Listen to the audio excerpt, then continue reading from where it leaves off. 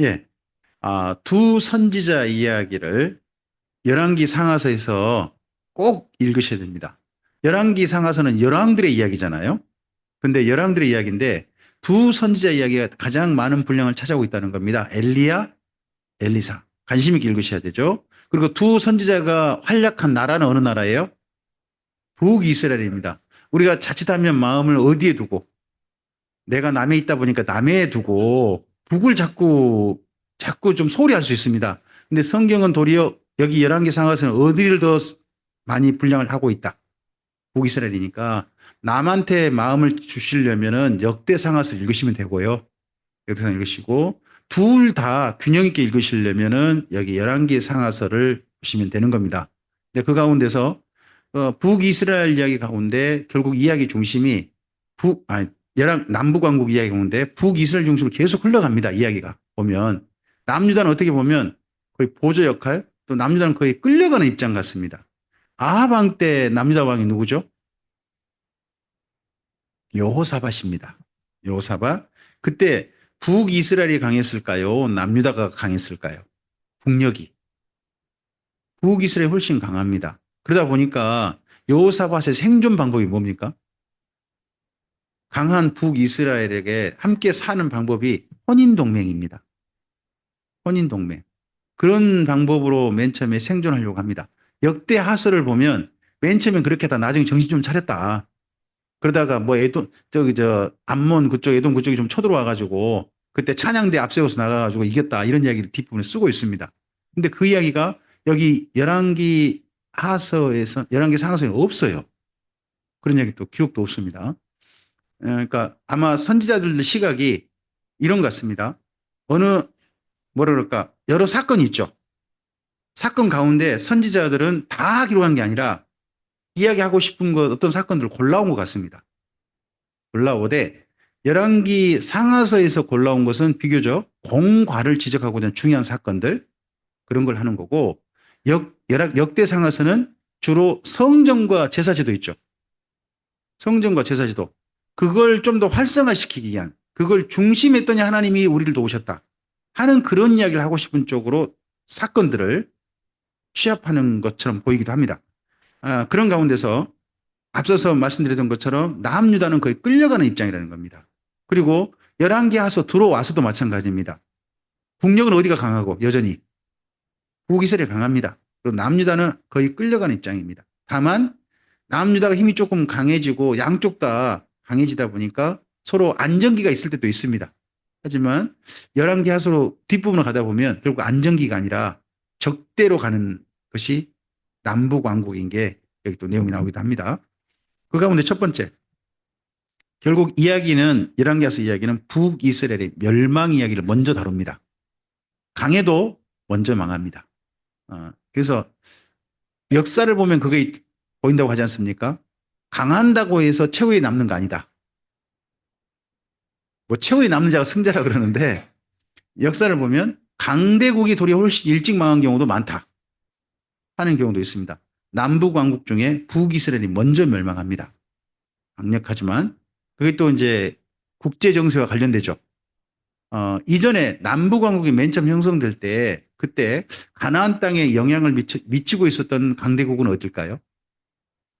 남북 왕국이 형성될 때 정도쯤에 가나안 땅에 강력한 영향을 미치고 있던 강대국은 애굽이었습니다. 애굽이었습니다. 근데 이 열왕기 하사가 뒷부분으로 가게 되면 애굽의 영향력은 점점 줄어들고 메소포타미아 왕국들의 제국들의 영향력이 점점 커집니다. 그래서 첫 번째는 아수르라는 나라가 강력하게 남하 정책을 하고요. 그러면 아수르를 그 다음 정복한 나라가 이제 먹어버린 나라가 바벨론 아닙니까? 바벨론이 또 이어서 계속하고 심지어 바벨론은 이집트까지 먹어버리려고 하는 그런 정책을 펼치는 게 보입니다.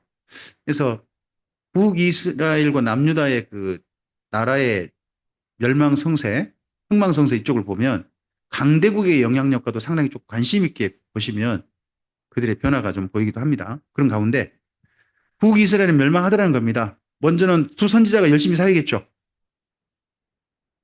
그래도 멸망길로 갑니다. 그리고 또 왕조가 바뀝니다. 오므리 왕조에서 어느 왕조로? 에후 왕조로. 이 두 왕조가 제일 가운데 토막입니다. 9개 왕조라고 말씀드렸습니다. 그 가운데 네 번째 왕조가 오므리 왕조입니다. 그리고 다섯 번째 왕조가 에후 왕조입니다. 딱 가운데 토막이죠. 가운데 토막인데 또 이들이 왕조의 순서에 따라서 왕위를 갑니다.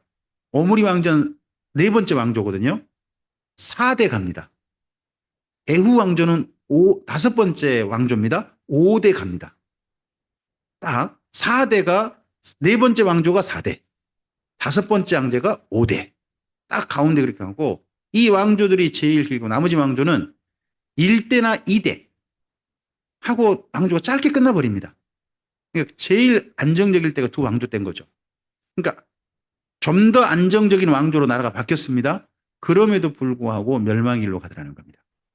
그리고 마침내 어느 나라가 침략해서 아수르가 침략해서 세 번의 침략을 받고 멸망당하는 게 북이스라엘입니다. 이때 선지자들이 등장하죠.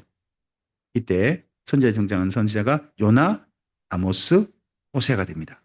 그리고 이러할 때 북이스라엘 멸망하고 남유다가 생존합니다. 그러면 북이스라엘 멸망을 지켜봤던 남유다는 멸망 길을 똑같이 가야 됩니까? 아니면 사는 길로 바꿔야 됩니까?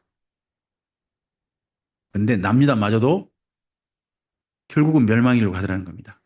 사는 길로 가고자 했던 왕들의 영향력은 별로 미미하고 멸망의 길로 가고자 했던 왕들이 남유다에 강력한 영향을 미쳐버립니다. 어떻게 보면 사는 길로 가고자 했던 왕이다 그러면 우리에게 히스기야라는 분이 있습니다.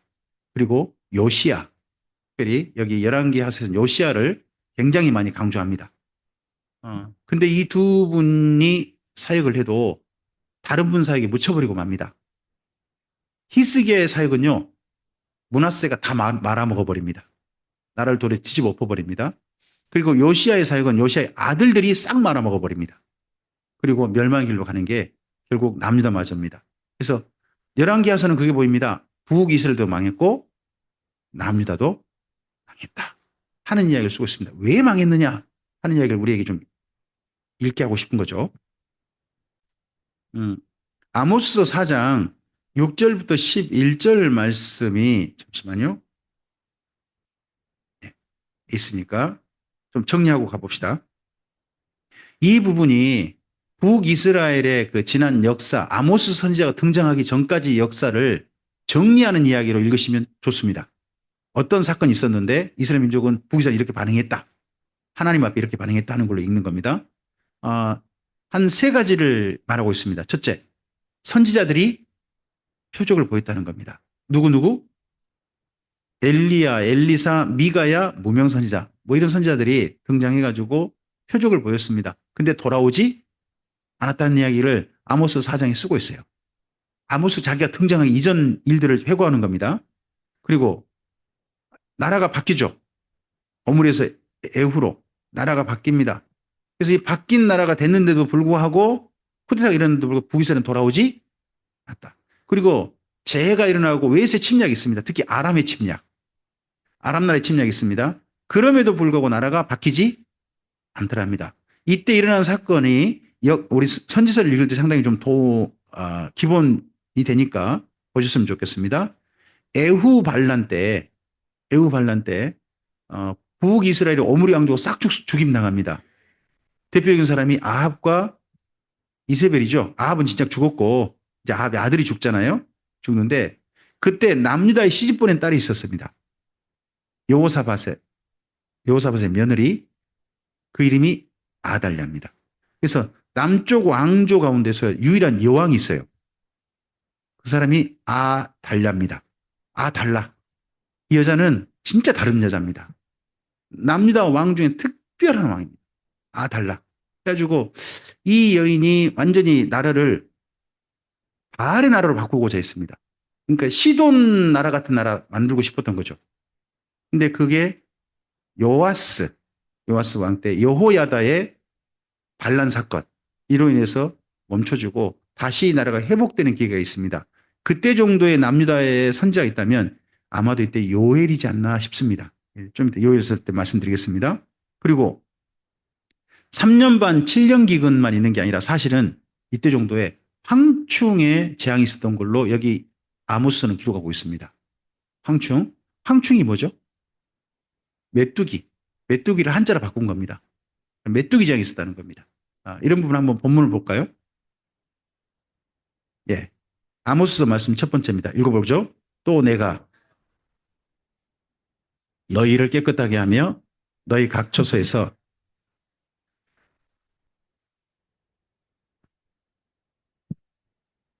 어떤 일이 벌어졌다는 거죠? 식량기근. 기근이 일어났다는 겁니다. 그럼 이건 그 우리 성경 열왕기 상하서로 본다면 어떤 사건과 관련되겠습니까? 어떤 사건? 그러니까 본문에다가 사실 그 표시를 하셔야 나중에 좀 더 좀 읽는 도움이 되죠. 그게 엘리야 엘리사 때 기근이라고 표현하시면 되겠죠. 엘리야 엘리사. 여러분 본문 아모스서 4장을 가보세요. 표시 안 하신 분이 많으실 것 같긴 해요. 어, 아모스서 4장을 가보시면요. 호세아 요엘 아모스 4장. 네, 거기 6절 있죠. 6절, 그다음에 7절 있죠. 6절, 7절. 거기다가 표시 옆에서 메모를 해놓으시기 바랍니다. 엘리야, 엘리사라고. 아모스 이전에 엘리야, 엘리사 시대가 있었다 하는 게 이런 데서 보이죠.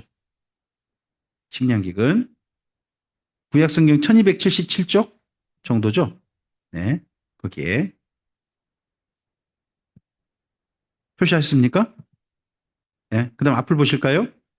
똑같은, 계속 이어봅시다. 읽어봅시다. 또 추수하기 석 달 전에 내가 너희에게 비를 멈추게 하여 어떤 성읍에는 내리고 어떤 성읍에 내리지 않게 하였더니 땅 한 부분은 비를 얻고 한 부분은 비를 얻지 못하여 말랐음에 두세 성읍 사람이 어떤 성읍으로 비틀거리며 물을 마시러 가서 만족하게 마시지 못하였으나 너희가 내게로 돌아오지 아니하였느니라. 여호와의 말씀.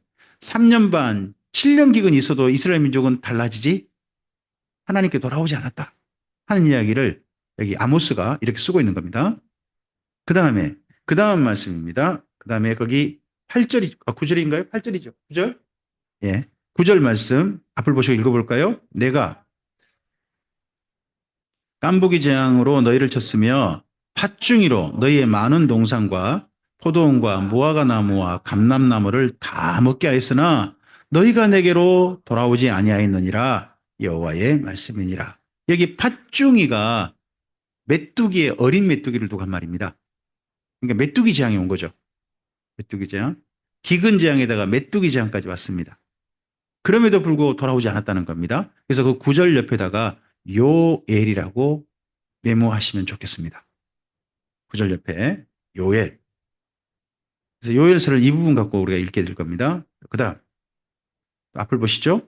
읽겠습니다. 내가 너희 중에 전염병 보내기를 애굽에서 한 것처럼 하였으며 칼로 너희 청년들을 죽였으며 너희 말들을 노력하게 하며 너희 진영의 악취로 코를 찌르게 하였으나 너희가 내게로 돌아오지 아니하였느니라. 여호와의 말씀이니라. 무슨 일이 벌어진 겁니까? 전쟁과 정변. 칼과 칼로 서로 죽이고 그래서 시체 때문에 전염병이 발생하고 그런 일이 발생했다는 겁니다. 그런 일이 발생했지만 돌아오지 않았다는 거죠. 그럼 정병과 전쟁이니까 그쪽 말씀 정도에다가 아마 이제 이 다음 말씀까지 읽어볼까요? 함께 읽겠습니다. 내가 너희 중에 성을 무너뜨리기를 하나님인 내가 소돔과 고모라를 무너뜨림 같이 하였으므로 너희가 불붙는 가운데서 빼낸 나무 조각 같이 되었으나 너희가 내게로 돌아오지 아니하였느니라. 여호와의 말씀이니라. 네, 거기 10절 11절 거기다가 아람의 침략이라고 쓰시면 그러면 이때 정도의 역사 사건이 어느 정도 이 본문에서 정리하고 있는 게 보입니다. 이런 역사의 큰 사건들이 일어났는데 북이스라엘은 하나님께 돌아오지 않았다 하는 겁니다. 우리나라에도 여러 사건들이 지금 벌어진 거죠. 짧은 시간에 코로나라고 하는 정말 큰 사건이 있었습니다. 그리고 갑자기 뜬금없는 비상계엄이라는 사건이 있었고 그 이후에 지금 새로운 정부가 들어와서도 트럼프 사태가 보통이 아닙니다. 어디로 튈지 모르는 그 넉비공이라 전 세계가 지금 그냥 초긴장 상태에 있습니다. 그런 속에 우리나라도 지금 있는 거죠. 그런 상황일 때 교회는 어떻게 달라지고 있습니까?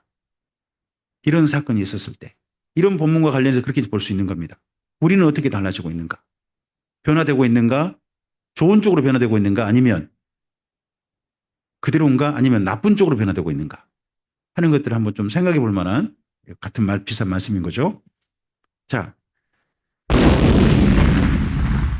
일할 때그 에스라 성경 강좌에서 노 목사님께서 하신 이야기가 그 이야기죠. 사람이 변화된 것은 이런 여러 가지 사건이 있다 그래가지고 사람이 변화된 거 아니더라. 큰 기적이 일어났다고 해서 사람이 변화된 것도 아니고 진짜 사람이 변화되려면 이런 사건을 경험했을 때더라. 흔히 가장 기본적인 것이 죽음이라는 겁니다. 죽음. 그래서 죽음을 앞두고 사람이 뭔가 좀 달라진다는 겁니다. 그래서 사람이 갑자기 뭔가 달라지면 주변 그를 아는 사람들이 뭐라고 합니까? 뭐 죽을 날에 가까웠나? 왜 저려? 뭐 그런 말을 할 때가 있잖아요. 죽을 날에 가까운 사람과 달라지더라는 겁니다. 뭐 우리나라만 아니라 외국에서도 죽을 때면 사람이 달라진다 그래가지고 버킷 리스트라는 것 그런 게 있잖아요. 네, 그런 게 있습니다. 근데 그와 달리 살았을 때 사람이 그나마 달라지는 전혀 새로운 사람 달라지게 되는 세 가지가 있다는 겁니다. 첫째는 큰 은혜를 자기가 정말 실감했을 때 내가 정말 은혜를 받았구나. 은혜 속에 있구나 하는 걸 실감했을 때. 두 번째는 정말 내가 사랑받고 있구나 하는 그 사랑을 큰 경험을 했을 때. 그리고 하나가 더 있다면 성경 말씀이 이러하죠. 진리를 알지니 진리가 너희를 자유케 하리라 합니다. 그래도 이 자리에 계신 분들은 죽음 때문에 이 자리에 계신 건 아니잖아요. 혹시나 죽을 고비 넘기시면서 예수 믿으신 겁니까? 그 이후 달라지셨다. 그럴 수도 있겠죠. 네, 그런 게 아니시라면 아마도 그 앞에 것들일 겁니다. 이런 것 때문에 우리 인생이 전혀 다른 길로 오게 된 그런 경우일 겁니다. 저는 성경을 바르게 만나는 것이 저의 새로운 삶을 사는 계기가 됐습니다. 그게 2002년입니다. 그래서 제 인생은 제가 예수님을 믿고 안 믿고의 시작도 예전에 있겠지만 저는 스스로 제 자신을 생각하기를 김명주는 2002년 이전의 김명주와 2002년 이후의 김명주로 나뉜다. 저는 제 삶을 그렇게 정리합니다. 보통 생각을 그렇게 가지고 있습니다. 우리에게 계기가 있죠. 제게는 진리를 만나는 것이 제 인생의 새로운 길로 가게 되는 계기가 되었습니다. 진리가 사람을 변화시킬 수 있다. 다른 사람은 모르지만 저는 정말 그렇습니다라고 저는 증언할 수 있습니다. 우리도 각자 하나님 안에서 우리 삶을 좀 달라지게 되는 정말 변화가 있다면 사람이 달라져야 될 것입니다. 예수는 믿었는데 사람이 안 달라진다. 그 예수 진짜 안 믿은 겁니다. 정말 예수님을 믿으면 사람이 달라집니다. 교회만 다니고 사람이 똑같다. 진짜 안 믿었을 가능성이 높습니다. 이런 부분도 우리가 좀 생각을 해봐야 됩니다. 자, 이때 이스라엘에 방금 좀 전에 아모스 말씀에서 이 말씀이 있었죠. 기근, 황충, 전쟁이 터졌습니다. 그때가 어느 왕 때다? 오므리 왕조와 에우 왕조가 격변기. 북이스라엘은 남유다는 어느 왕? 여호사밧, 요아스 왕. 이때 정도입니다. 이때 정도에 남유다의 한 분 선지자가 등장한다는 겁니다. 그분이 요엘이라는 겁니다. 이 이후에 여로보암 2세 이때 정도에 북이스라엘 선지자 세 분이 등장합니다. 그분이 요나, 아모스, 호세야. 근데 그래서 요엘이 우리 성경으로 기록된 선지서 있지 않습니까? 선지서 중에서는 가장 먼저 쓴 분으로 보는 시각이 있고 요엘을 또 그렇지 않고 요엘을 말라기 때 정도로 보는 분도 있습니다. 그런 분이 있어요. 근데 저는 요엘을 가장 먼저 쓴 분으로 그렇게 보고 여러분께 소개하는 겁니다. 자, 요엘서 위에 제목 먼저 읽어볼까요? 옆에요. 이제 그만 돌아가자. 누구한테 하는 얘기겠습니까? 이스라엘 민족 남유다에게 특별한 이야기입니다. 보통 애언자는 말씀을 전할 때 너희가 이러이러한 잘못을 저지르고 있다 하는 죄를 책망합니다. 그러면서 죄를 책망하고 난 다음에 그럼 멈추면 안 되죠. 제발 바뀌자. 제발 하나님께 돌아가자는 뭐가 있겠습니까? 권면이 있습니다. 만약에 우리가 지금이라 돌아간다면 하나님께서 우리를 회복시키실 것이다. 우리의 죄를 사하시고 우리를 고치실 것이다는 1호를 전합니다. 1호. 그리고 난 다음에 그러면 우리 미래가 달라질 것이다. 우리 내일은 주님의 안에서 하나님의 약속 안에서 달라진 미래를 만날 수 있을 것이다는 소망, 비전을 제시합니다. 그래서 보통 선지자들의 글은 이 패턴으로 보도 글을 쓴다는 겁니다. 자, 먼저 뭘 한다고요? 죄를 책망합니다. 그 다음으로 뭐 해요? 권면합니다. 그리고 난 다음엔요. 위로하고 그리고 마지막에요. 소망의 비전을 보여주는 게 보통 일반적인 선지자의 글의 패턴입니다. 그런데 요엘서는요. 죄 책망이 없어요. 죄 책망이 없습니다. 왜? 뭔가 일을 이미 겪어버렸어요. 보통 죄를 책망할 때는 너의 일 안 고치면 경고가 들어가거든요. 안 고치면 이런 일을 겪을 거야 하는 건데 이미 그런 일을 겪어버린 거예요. 겪어버리다 보니까 죄를 책망한 일이 없어요. 선지서 가운데 죄 책망이 없는 선지서가 두 권 있습니다. 한 권은 요엘서, 한 권은 스가랴서입니다. 스가랴서. 요엘서는 이미 일을 당해버렸기 때문에 책망하지 않고요. 스가랴서는 스가랴가 너무 나이가 어려서 책망하지 않은 겁니다. 책망의 이유가 달라요. 책망이 각각 좀 다릅니다만은 어쨌든지 여기 요엘서는 제 책망이 없습니다. 자, 저는 그래서 요엘서를 이렇게 정의해 보고 싶습니다. 먼저 밑에 있는 작은 소제목 읽어보실까요? 요엘 최초의 문서 선지자입니다. 그 밑에 읽어주실까요? 요엘서는 죄책이 없이 권면과 위로와 소망의 미래를 죄책 지금 할 틈도 없다는 거죠. 이미 일을 당해버렸는데 그러면 지금이라도 지금 우리 좀 고치자. 바로 권면으로 들어가는 그런 내용이 있습니다. 그리고 밑에 하나 더 읽으시겠습니까? 만물 질서의 파괴와 유지는 사람에게 달려 있다고 합니다. 아모스서 바로 앞에가 요엘이죠. 지금 혹시 아모스서 펼쳐져 있지 않나요? 4장. 요엘 가셔버렸어요. 아니요, 성경이요. 벌써 가셨어요. 거기다 메모하시고 계시군요. 네네. 1장을 가보세요. 1장을 보시면 시작하는 이야기가 다른 데와 다르다는 거예요. 자, 먼저 부두엘의 아들 요엘에게 임한 여호와의 말씀이라. 여기 1절이 문제예요, 항상. 1절에 보통 선지자는 자기가 어느 나라 출신이고 어느 왕 때 사람이고 뭐 그런 얘기를 좀 쓰거든요. 근데 뭐라고 써버렸어요, 그냥요? 부두엘의 아들 요엘이래요. 이게 어느 나라 사람인지 어느 시대 사람인지 전혀 이야기하지 않기 때문에 요엘서가 어느 시대 이야기를 특정하기 어렵다는 거예요.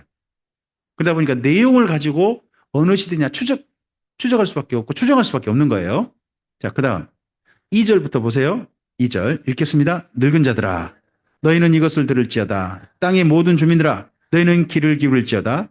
너희의 날에나 너희 조상들의 날에 이런 일이 있었느냐. 그럼 뭔가 큰일이 벌어진 거죠. 그 전에 없었던 큰일이 벌어진 겁니다. 조상 때도 없었던 일들이. 근데 그 일이 벌어진 거에 대해서 먼저 일이 벌어진 걸 가지고 그 다음 이야기를 진행하는 겁니다. 계속 읽어볼까요? 너희는 너희 자녀에게 말하고 너희 자녀는 자기 자녀에게 말하고 그 자녀는 후세에 말할. 그러면 이 일이 정말 큰 일이란 거죠. 근데 그 큰 일을 4절에 남겨요. 4절에 정리합니다. 읽어봅시다. 팥종이가 남긴 것을 메뚜기가 먹고 메뚜기가 남긴 것을 느치가 먹고 느치가 남긴 것을 황충이 먹었도다. 자, 이 말씀을 보면 4절 보면 곤충이 네 종류로 보이죠. 곤충이 네 종류로 보이잖아요. 근데 언어를 살펴보니까 다 메뚜기예요. 근데 우리나라 말로 번역해 놓으니까 곤충이 네 종류 같잖아요. 한 종류입니다. 그냥. 맨 먼저 팥종이 있죠. 처음에 팥종이 아닙니까? 팥종이. 그건 가잠이라는 히브리어인데요. 어린 메뚜기를 말합니다. 어린 메뚜기. 그 다음에 메뚜기 있죠. 메뚜기. 그건 아르베라고 하고요. 이건 그냥 메뚜기 종류를 말한 겁니다. 그 다음에 느치 있죠. 느치. 이건 엘레크라는 단어거든요. 이 말은 또 어린 메뚜기입니다. 그리고 황충 있죠. 황충은 또 하실입니다. 이건 그냥 메뚜기 종류입니다. 그러니까 어린 메뚜기, 어른 메뚜기, 어린 메뚜기, 어른 메뚜기 이렇게 그냥 기록한 겁니다. 단 그쪽에서 메뚜기에 대한 표현이 한 네 가지가 되는 거예요. 그러니까 다 왔는데 한 가지 표현 쓰기 싫으니까 딱 골고루 써가지고 이렇게 메뚜기 때가 왔다 하는 이야기를 한 겁니다. 근데 이것 때문에 이 부분을 메뚜기가 아닐 것이다. 이스라엘 민족이 메뚜기라고 비유하면 어떤 것일 것이다 하는 해석이 굉장히 많습니다. 저는 그런 해석을 배웠습니다.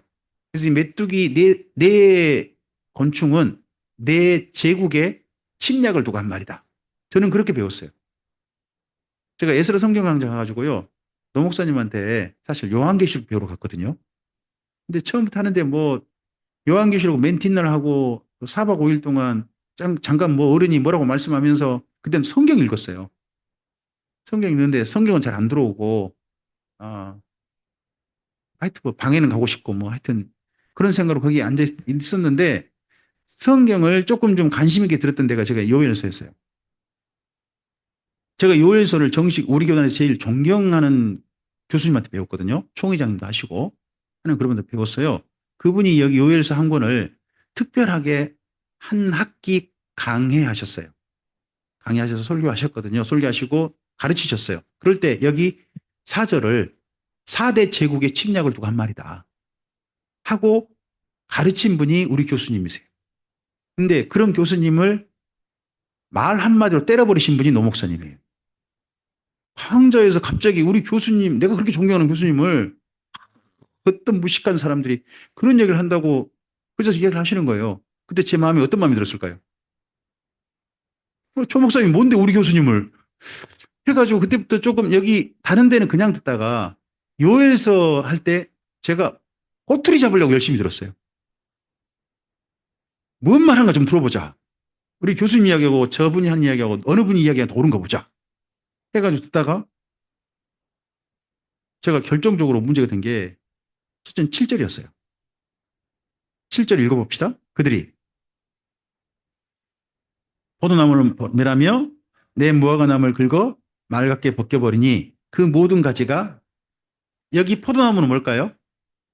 남유다. 그리고 무화과나무는 뭘까요? 북이스라엘. 저는 그렇게 배웠다는 거예요.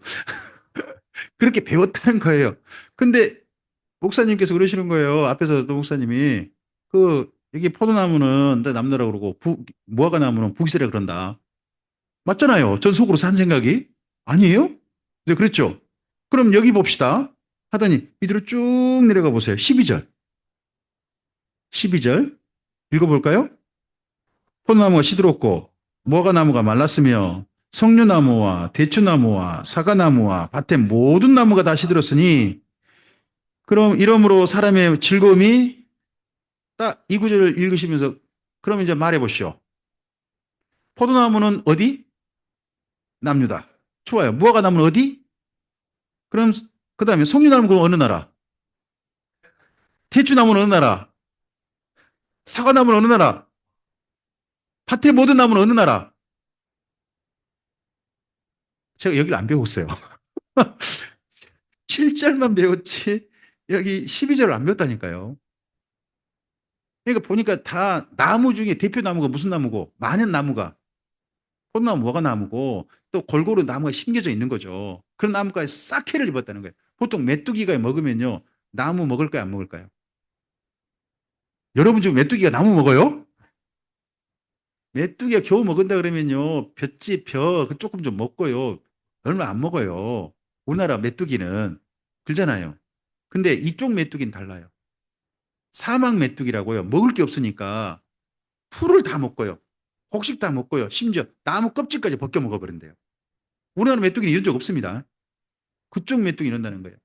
이런 메뚜기가 그 유럽이라든지, 유럽은 아니죠. 러시아 남부라든지, 그리고 지중해 그쪽, 이쪽, 이스라엘 이쪽이라든지, 그리고 아프리카에 어마어마하게 많아요. 우리나라는 없는 메뚜기입니다. 근데 그쪽은 실제 이러는 거예요, 실제. 나무들이 다 죽어버려요. 메뚜기 때 습격을 받아가지고. 그런 실제 있다는 겁니다. 제가 한번, 잠시만요.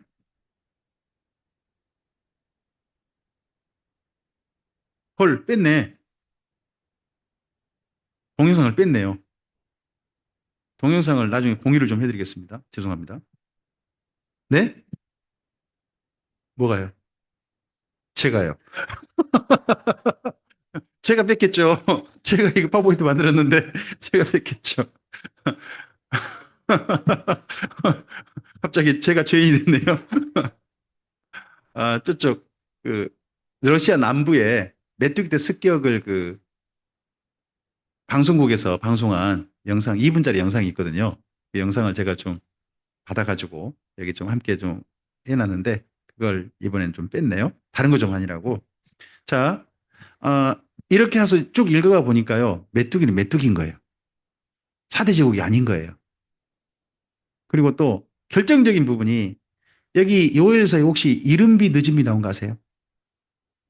이른비는 뭐고 늦은비는 뭐래요?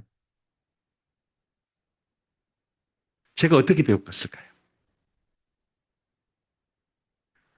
저에게 늦은비란 오순절이고요. 이른비는 뭐고요? 아니죠, 먼저. 하여튼 이른비란 오순절을 말하고 늦은비란 20세기 성령의 특별한 은사의 역사다. 하고 저는 그렇게 배웠어요. 그래서 지금 현재 하고 있는 우리나라의 그 신비 운동 있죠. 신비 집회 운동 있잖아요. 그게 바로 뭐다? 늦은비 운동이다. 그렇게 배운 거예요. 제가. 그렇게 배웠는데 본문 읽어보니까 이른비 늦은비가 이른비란 7월에 오는 비, 늦은비란 곡식 거둘 때 오는 비. 그게 또 말씀 읽어보니까 예전과 같대요. 예전. 그러면 뭐예요? 이른비 늦은비가 지금 질서가 깨졌다는 거죠. 현재는 깨진 질서가 옛날 이전처럼 다시 회복될 것이다 하는 본문 내용이지 나중에 새로운 일이 있다는 말이 아니거든요. 그 본문 내용이. 근데 저는 그렇게 배웠는데 여기 요엘서에서 또 그 부분을 딱 지적을 하시는 거예요. 제가 평소 배웠던 내용이 다 어떻게 보면 부정당하는 성경이 여기 요엘서였어요. 더더구나 우리 교단이 추구하는 늦은비 운동.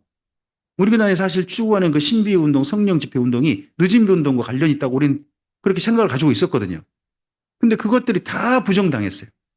그러면서 이것은 그냥 메뚜기 재앙이었다. 그 당시에 하는 부분을 결론지으니까 제가 맨 처음 2000년도 성경 예스라 성경강 집회 가가지고 요엘서 만나고 난 다음에 요엘서만 제가 붙들고 있었어요.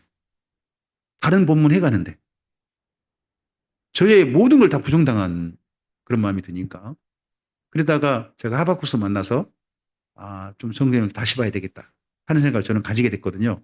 진리가 사람을 변하게 시킨다 하는 부분 저는 인정하는 부분이 여기서 출발이 어떻게 보면 저는 요엘서입니다. 자, 방금 우리가 읽었습니다. 이런 일이 있었느냐. 방금 우리가 읽었던 본문이죠.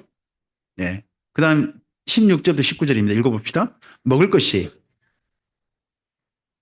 기쁨과 즐거움이 우리 하나님의 성전에서 씨가 창고가 비었고 곡간이 무너졌으니 이는 곡식이 여러분 씨가 그 흙동에 썩어지는 게 어떤 경우입니까? 예. 심은데 싹이 난 거예요. 근데 뭐가 없어요? 물기가 없어요. 물기가 없으면 어떻게 돼요? 그대로 말라버리고 썩어버려요. 그 가뭄이 심했다는 이야기죠. 이건 농사를 지어보시면 알아요. 농사를 지어보시면. 그 다음 계속 읽어봅시다. 가축이 울부짖고 소떼가 소나니 이는 꼴이 없단 말은 뭐가 없는 거예요? 풀. 들판에 풀이 하나도 없는 거예요. 풀이 없고. 계속요. 양떼도 피곤하도다. 이와에 내가 주께 부르짖으니 불꽃이 여기다가 또 뭐가 발생했어요? 자연발화. 산불이 발생해버린 거죠. 그러니까 삼중재해인 거죠. 지금 먼저는 기근, 거기다 산불, 거기다 메뚜기 떼 재앙까지. 이런 끔찍한 얘기 막 겹친 거죠. 이런 일이 발생했을 때 선지자가 권합니다. 권하는 내용이 이 내용입니다. 읽어봅시다. 여호와의 말씀에 너희는 이제라도 금식하고 울며 애통하고 마음을 다하여 내게로 돌아오라 하셨나니 너희는 옷을 찢지 말고 마음을 찢고 너희 하나님 여호와께로 돌아올지어다. 그는 은혜로우시며 자비로우시며 노하기를 더디하시며 이내가 거시사 뜻을 돌이켜 재앙을 내리지 아니하시나니 하십니다. 지금을 하나님께 돌아가자. 이 이야기가 모든 선지자들의 메시지입니다. 하나님께로 돌아가자. 이걸 신약성경 표현으로 해보세요. 하나님께로 돌아가자. 신약성경 표현. 네, 회개하라. 회개하란 말이 다른 말이 아니에요. 하나님께로 돌아가자예요. 하나님께로 돌아가자. 회개한다는 것은 삶을 바꾼다는 건데요. 가장 첫 번째 될 게 뭐냐? 지금 하나님과 상관없이 내 인생을 살고 있단 말이에요. 그러니까 회개란 건 뭐냐? 하나님께로 돌아가는 것이 회개예요. 돌아가는 것. 그분과 만남부터 우리 삶은 달라지는 거지. 내 삶을 뭔가 바꾸고 그다음에 만날 필요 없어요. 어떤 분이 저한테 그런 얘기 하더라고요. 자기가 하나님 앞에 죄 지은 것이 많아가지고 하나님께 못 가겠다고. 뭐 가령 술을 많이 드시고 담배 상관없다고. 먼저 오시라고. 먼저 오시라고. 하나님과 먼저 만나는 게 그게 회개지. 뭐가 하나님 만나고 뭐 고치고 오시겠다. 그럴 필요 없어요. 하나님과 만난 다음에 그다음 고치는 건 필요한 거지. 그게 가장 먼저 고쳐야 될 겁니다. 그게 회개죠. 여기가 남유다가 그러면 지금 어떤 상태란 겁니까? 하나님과 떠나 있다는 거 아니겠습니까, 지금? 이때 왕이 어느 왕 때라고요? 아달랴. 아달랴를 통해 나라가 지금 점점 어느 나라, 어떤 나라로 바뀌고 있는 거예요? 바알의 나라, 아세라의 나라로 점점 나라가 바뀌어버리고 있는 거예요. 하나님 점점 떠나고 있는 거죠. 그런 나라에게 하나님께 이제라도 제발 돌아오라 하는 그런 이야기로. 그 다음 2장 12절 말씀 읽어볼까요? 주께서 혹시 마음과 뜻을 돌이키시고 그 뒤에 복을 내리사 너희 하나님 여호와께 소제와 전제를 드리게 하지 아니하실는지 누가 알겠느냐. 너희는 시온에서 나팔을 불어 거룩한 금식일을 정하고 성회를 소집하라. 백성을 모아 그 모임을 거룩하게 하고 장로들을 모으며 어린이와 젖먹는 자를 모으며 신랑을 그 방에서 나오게 하며 신부도 그 방에서 나오게 하고. 여러분, 성전에서 모일 수 있는 사람은 어떤 사람입니까?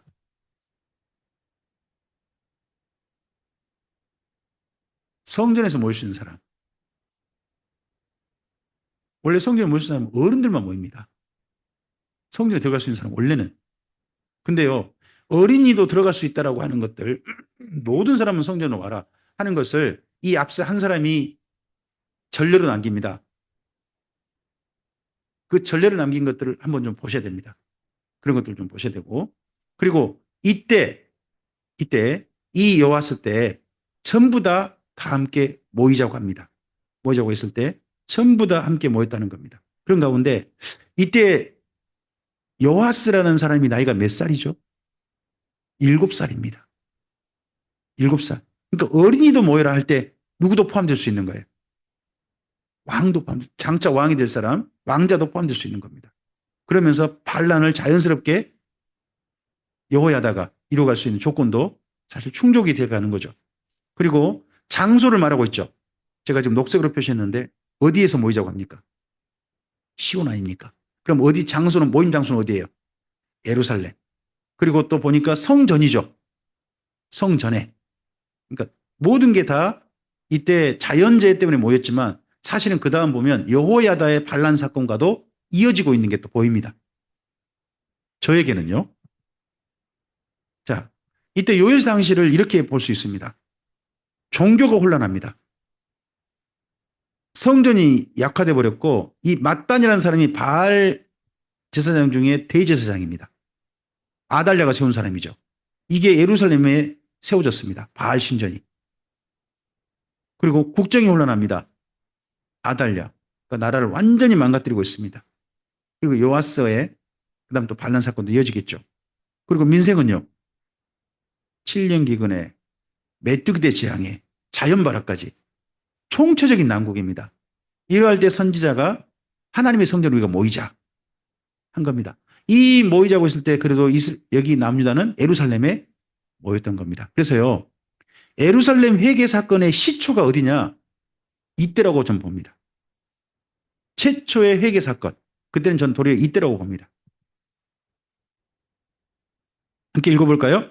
시온의 자녀들아 너희는 너희 하나님 여호와로 말미암아 기뻐하며 즐거워할지어다. 그가 너희를 위하여 비를 내리시되 이른 비를 너희에게 적당하게 주시리니 이른 비와 늦은 비가 예전과 같을 것이라.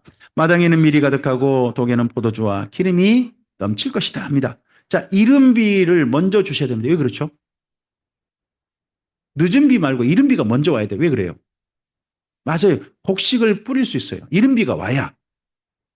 늦은 비는 나중에 거둘 때 오는 비예요. 나중에 그건 이고 먼저는 지금 이른 비가 와야 돼요. 그러니까 이른 비를 주실 것이다. 입니다. 그러면서 이런 표현이 있습니다. 읽겠습니다. 내가 전에 너희에게 보낸 큰 군대 곧 메뚜기와 느치와 항충과 팥중이가 먹은 횟수대로 너희에게 갚아주리니 너희는 먹되 풍족히 먹고 너희에게 놀라운 일을 행하신 너희 하나님 여호와 이름을 찬송할 것이라. 내 백성이 영원히 수치를 당하지 아니하리로다. 이 선지자가 이러한 나라로 나아가자 하고 말합니다. 이때 메뚜기 재앙이 정말 컸던 모양입니다. 큰 재앙이었던 모양입니다. 우리나라도 코로나라는 이 팬데믹이 이렇게 많은 나라를 바꿔놓을 줄 우리는 정말 상상도 못했던 것 같습니다. 근데 코로나가 정말 많은 걸 바꿔놨어요. 바꿔놓고 그랬습니다. 그러했을 때 바뀌었을 때 좀 더 좀 좋은 쪽으로 바뀌는 것이 교회의 역할일 것 같습니다. 나쁜 쪽이 아니라. 자, 그 다음 또 읽어봅시다. 그런즉 내가 이스라엘 가운데 있어 너희 하나님이 되고 다른 이가 없는 줄을 너희가 알 것이라. 내 백성이 영원히 수치를 당하지 아니하리라. 그 후에입니다. 여기 잠깐 멈춰보세요. 앞서 말씀 27절 말씀하시고 난 다음에 그 다음에 뭐라고 해요? 그러면 이후의 사건이죠. 이 앞서까지는 이당의 사건이고 그 후에가 나중 미래 사건이 됩니다. 읽어봅시다. 내가 내 영을 만민에게 부어주리니 너희 자녀들이 장래일을 말할 것이며 너희 늙은이는 꿈을 꾸며 너희 젊은이는 이상을 볼 것이며 그때 내가 또 내 영을 남종과 여종에게 방금 여기 그 후에부터 이 여기 말씀 언제 이루어진 사건이에요?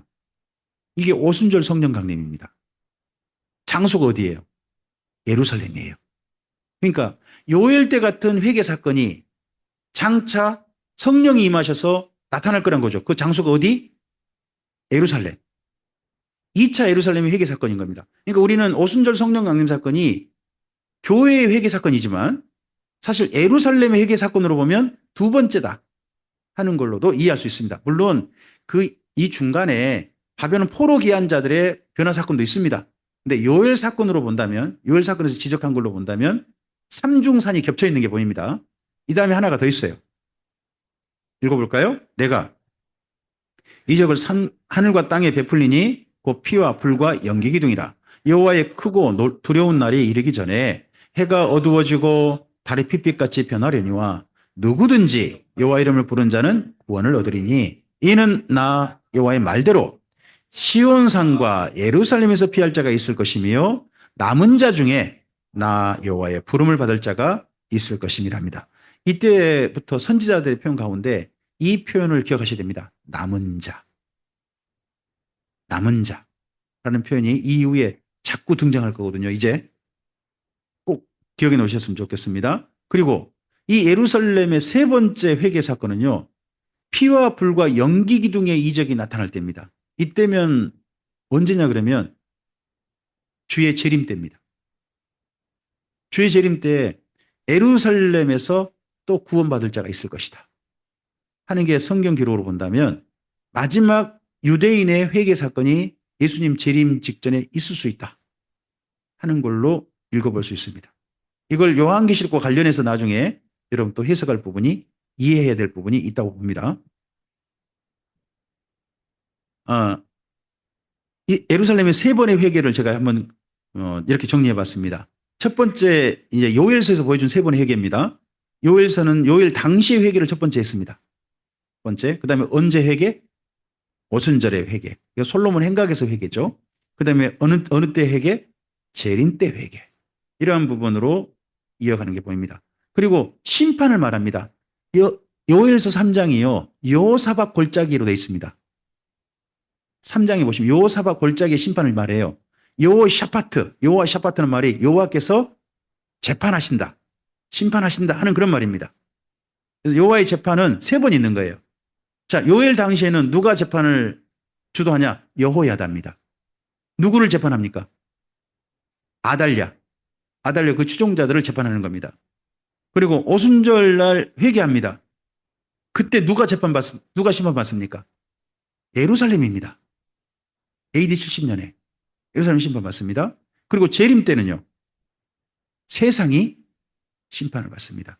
그래서 요엘서 3장에 보면 두 추수가 나옵니다. 곡식 추수와 포도 추수가 나와요. 한번 요엘서 3장 가볼까요? 그 부분이 우리가 좀 표시를 해놓으시면 더 나중에 읽을 때 편하실 수 있으니까요. 13절 있죠. 13절, 3장 13절. 예, 읽어볼까요? 너희는 나설수라 곡식이 익었도다. 와서 밟을지어다.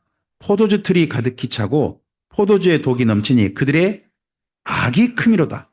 포도즙은 뭐와 관련돼요? 악과 관련되죠. 곡식은요, 거두는 알곡으로 되어 있습니다. 이게 어디 내용이냐 그러면 요한계시록 14장과 관련해서 읽어보실 만합니다. 여기 옆에서 그래서 계시록 14장이라고 쓰시면 함께 비교해서 읽어보실 만하다 하고 볼 겁니다. 요엘서가 이렇게 요엘의 남유다의 그나마 회개, 요아스 왕 때 여호야다의 반란 사건 관련해 가지고 함께 연결하면 이때가 남유다의 달라짐을 일부 좀 이해할 수 있는 측면이라고 봅니다. 그런데도 불구하고 혹시 이제 역대하서를 읽어가다 보면 비교할 부분이 있습니다. 여호와스가요 끝까지 여호야다가 함께 바른 길을 갔을까요? 나중에 또 달라질까요? 달라진 게 나옵니다. 역대하서에. 그래서 여호와스가 한 사람을 성전에서 죽여버립니다. 그 사람이 여호야다의 후손입니다. 그 이름이 스가랴 또는 사가랴. 상관없습니다. 스가랴, 사가랴 같은 사람입니다. 발음이 좀 다를 뿐입니다. 뭐 맹주나 명주나 똑같지 않습니까? 다른 사람 말한 거 아니지 않습니까? 그런 것처럼 스가랴, 사가랴 딴 사람이 생각하시면 안 됩니다. 같은 사람인데 발음만 다르다 생각하시면 됩니다. 그 사람을 죽여버리는 사건이 그때 있습니다. 나중에서 예수님의 바리새인의 심판을 말씀하실 때 성전사에서 죽은 여호야다 바라크 야후 바라가의 아들 사가랴의 죽음을 언급하신 내용이 있습니다. 자, 앞을 보시면요. 이때 남쪽 왕 어느 왕? 요아스 왕. 요아스 왕 때 요엘이 있고요. 그리고 북이스라엘로 가면 이때 왕조가 바뀝니다. 북이스라엘 이미 에후 반란 사건이 있어요.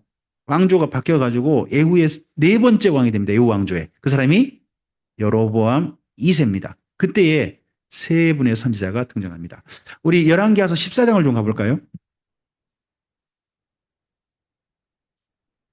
열왕기하서 14장.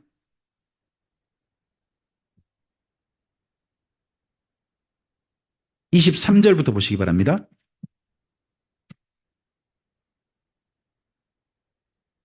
네, 찾으셨나요? 네, 그러면 성경을 보셔도 되고요. 앞을 보셔도 됩니다. 네, 함께 읽겠습니다.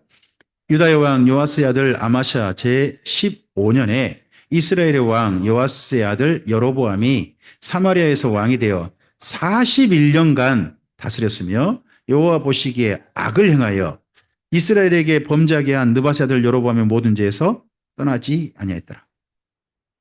북이스라엘 왕 중에서요 가장 오래 다스린 왕입니다.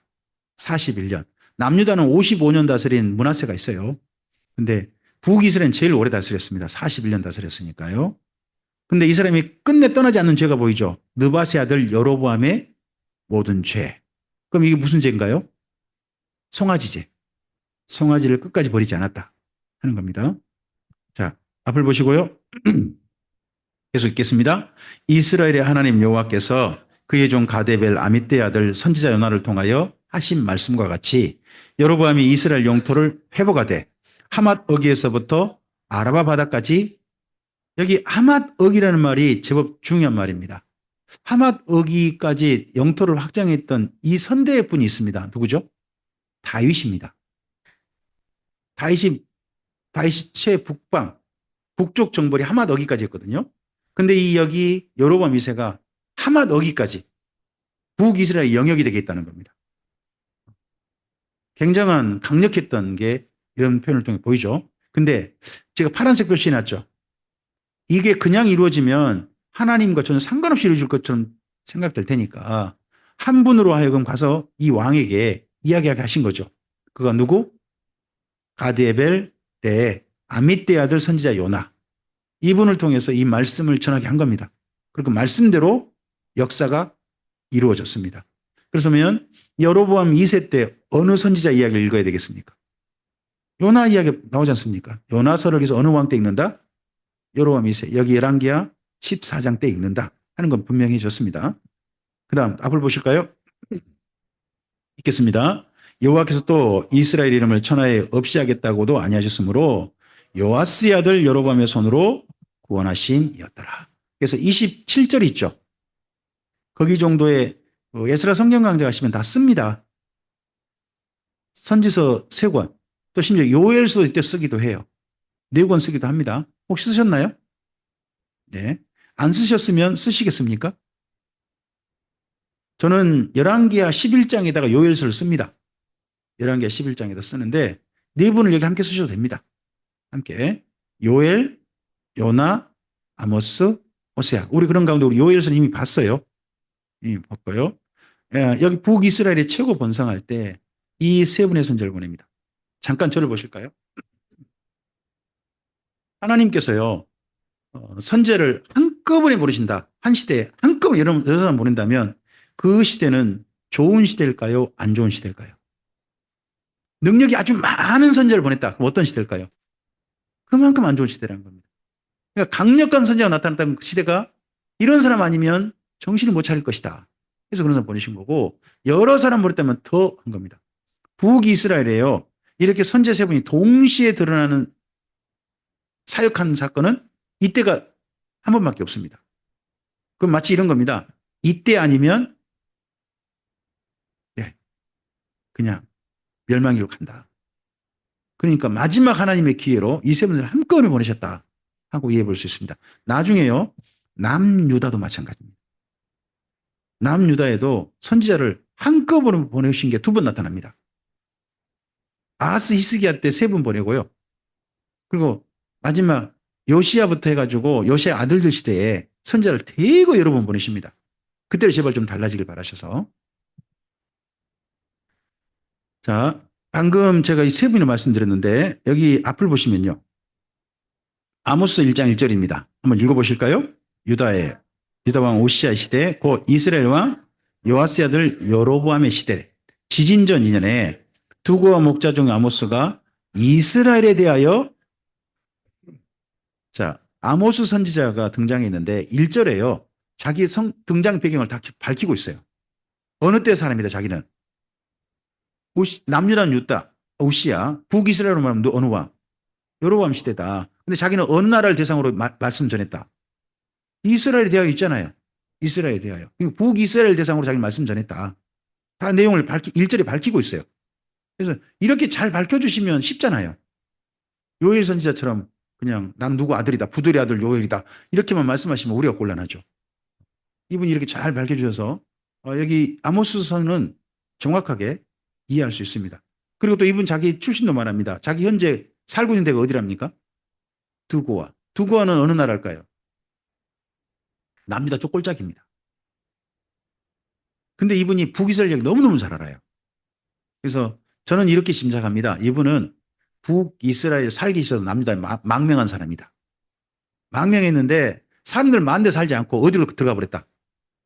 저 꼴짝에 들어갔다. 은둔한 그런 현자 그런 사람이 여기 아모스 같은 사람이다. 호세아서 봅시다. 호세아서 1장 1절입니다. 앞을 보시고요. 읽겠습니다. 우시야와 요담과 유다 왕이 된 시대 곧 요아스의 아들 여로보암이 이스라엘 왕이 된 시대에 부엘의 아들 호세아에게 임한 여호와의 말씀이죠. 자, 북이스라엘 남유다 왕을 먼저 말하죠. 우시야, 요담, 아하스, 히스기야. 남유다 왕. 그리고 북이스라엘 어느 왕이요? 여로보암. 사실 여로보암 왕은 이 앞서서 우시야 때 정도와 이 정도까지만 있고 요담, 아하스, 히스기야는 여로보암 시대하고 겹치지 않습니다. 그 다음 시대예요. 근데 남유다는 여러 왕을 말했지만 북이스는 한 사람을 말했죠. 그럼 자기가 어느 왕 때 등장했다? 여로보암 왕 때 등장했고 이 다음도 쭉 사겠다는데 히스기야가 마지막 언급됐죠. 제가 일부러 이런 말씀을 드렸어요.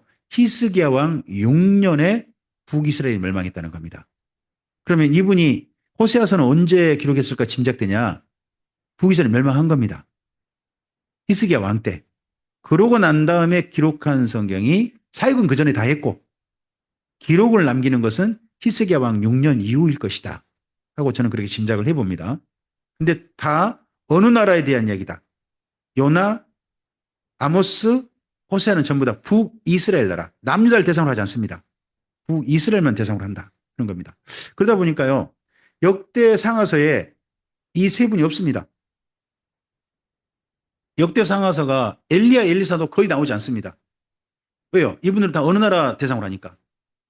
북이스라엘 대상으로 하다 보니까 이 중요한 분들이 역대 상하서가 없어요. 남유다만 취급을 하려고 하니까요. 이런 부분도 함께 좀 봐야 되고, 그러다 보니까 우리가 성경을 연대기로 보려면 역대 상하서를 가지고 보기 어려운 거예요. 그래서 연대기로 볼 때는 그래서 어느 성경을 중심할 수밖에 없다. 11개 상하서를 중심할 수밖에 없다 하는 것도 있습니다. 세 분이 동시대에 등장했는데 여로보암 2세 때인데, 이때 읽다 보니까 저한테 좀 이렇게 정리가 돼서 함께 정리를 좀 나누고 싶습니다. 첫째, 가기 싫은 곳이 있더라는 거예요.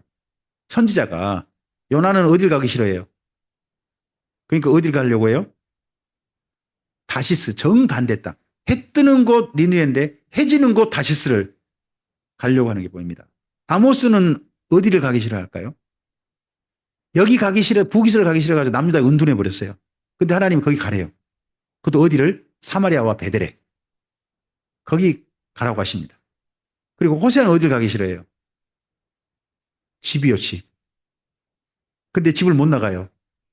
자기가 나가고 싶은데 누가 먼저 나가버렸어요? 마누라가 먼저 나가버렸어요. 누구는 다 놔두고. 얘들 누가 봐야 돼요? 자기가 나가면 얘들 볼 사람이 없잖아요. 그러니까 별 수 없이 자기가 얘를 봐야 되는 그래서 못 나갔어요. 그래서 호세아는 저는 생각할 때 집에 들어가기 제일 싫었다. 그럼에도 불구하고 집을 못 나갔다. 안타까움이 좀 있는 거죠. 그리고 바닥을 봐요. 우리가 어떤 사람이 바닥을 본다 그러죠. 연하가 본 바닥은 누구예요? 나연하.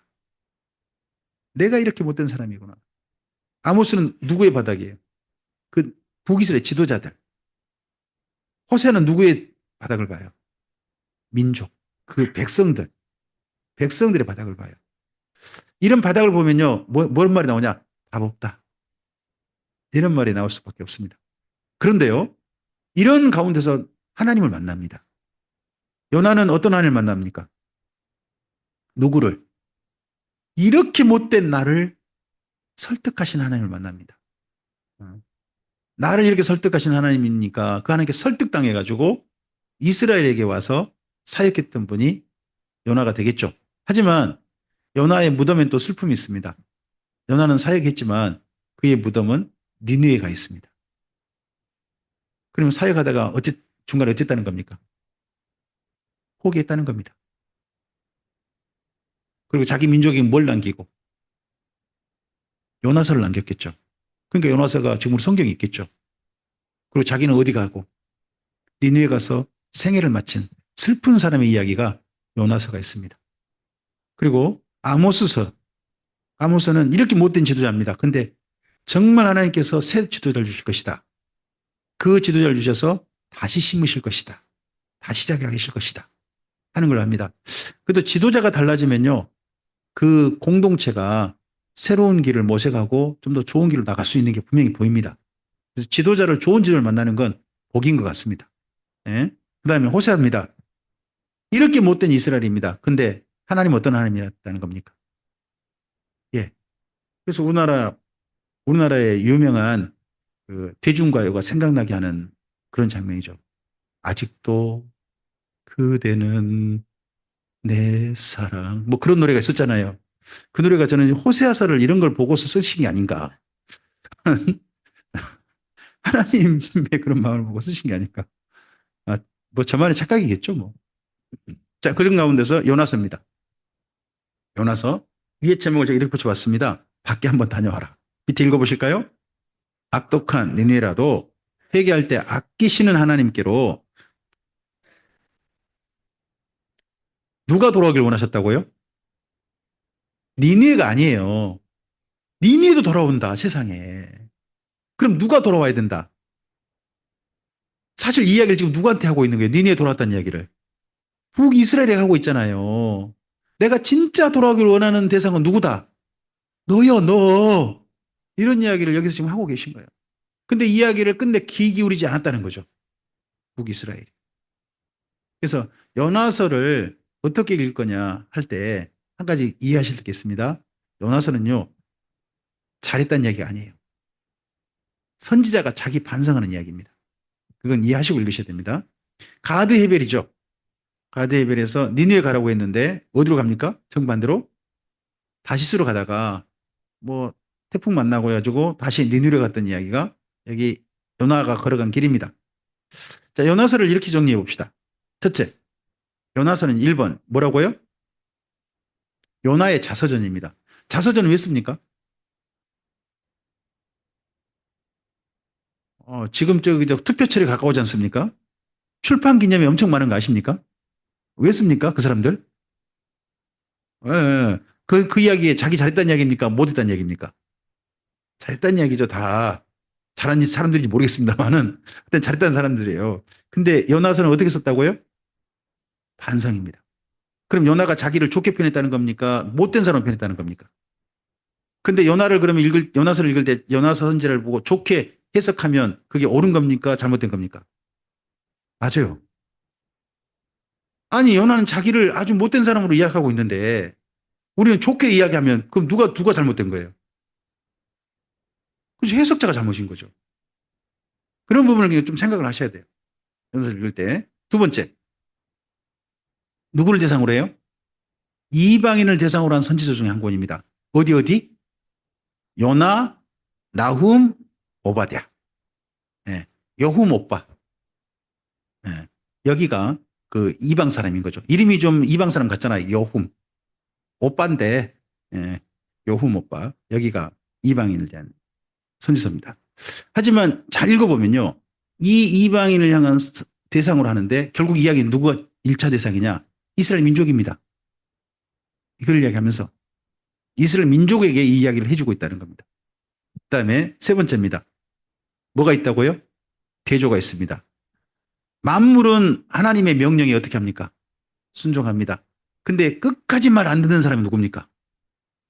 딴 사람 아니란 겁니다. 자기였다는 겁니다. 요나가 말 안 듣는 사람 자기였다고 이야기하는 겁니다.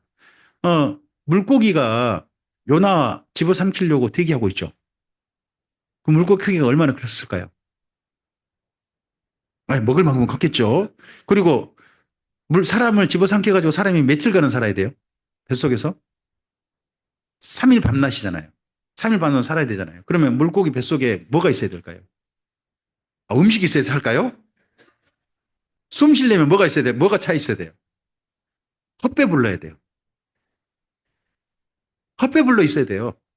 뭐가 안 나와야 돼요? 위액이 안 나와야 돼요. 그런 상태로 대기하고 있어요. 대기하고 있다가 큰 물고기가 요나 하나 삼키죠. 삼켜서 깊은 바다로 가요? 바닷가로 가요? 보통 큰 물고기는 자기가 무슨 급한 일이 생기면 깊은 데로 갈까요? 얕은 데로 갈까요? 얕은 데로 가면 죽습니다. 물고기는. 그러니까 다 깊은 데로 가는 게 본능입니다. 근데 이 물고기는 하나님의 명령에서 어디 갑니까? 바다 한가운데 내뱉은 게 아닙니다. 어디에다가? 요나가 살 수 있는 대로 간 겁니다. 그러면 이 물고기가 뭘 걸은 거예요? 내가 목숨을 걸었어요. 거기서 물고기가 요나를 뵙고 난 다음에 살았습니까? 죽었습니까? 성경은 기록하지 않습니다. 보통 큰 물고기가요, 바닷가 가면 바다로 못 들어갑니다. 그래서요, 저기 뉴질랜드라든지 오스트레일리아 이런 데 있잖아요. 큰 물고기가 밀려오면 뭐 해주는 일을 하냐 그러면 바다로 밀어주는 일을 합니다. 그럼 이 물고기가 목숨을 걸었다는 거예요. 누구의 명령에 의해서? 그러니까 물고기나 바람이나 풀이나 거기 갉아먹는 벌레나 다 누구 말씀 들어요. 근데 하나님이 말씀하시는데 계속 딴지 걸고 안 듣고 한 사람이 누구예요? 요나는 자기라고 하는 거예요. 요나가 자기를 좋게 표현하지 않아요. 내가 이런 사람이었다. 근데 이런 나에게 하나님께서 깨닫게 하셨다는 거죠. 저기 니네 사람마저도 저 악독한 니네 사람을 사랑하신 하나님을 나는 깨달았다. 근데 알고 보니까 자기는 깨닫게 하신 것은 니네를 사랑하는 게 아니었다. 하나님께서 사랑하는 대상이 누구니까? 북 이스라엘이니까 너는 하나님의 그 마음 가지고 어디를 가서 사랑해라. 북 이스라엘을 사랑하고 북 이스라엘 제발 나에게로 이렇게 니네처럼 돌아오게 좀 해달라. 하는 마음을 깨닫고 다시 니느웨에서 여기 이스라엘에 돌아왔을 사람이 누구? 요나였을 겁니다. 그럼 요나가 이 다음에 그 이스라엘 대상으로 깨닫고 돌아왔을 때 이스라엘 대상으로 설교할 때 말씀 선포할 때 대충 했겠습니까? 온 전심을 다했겠습니까? 그렇죠.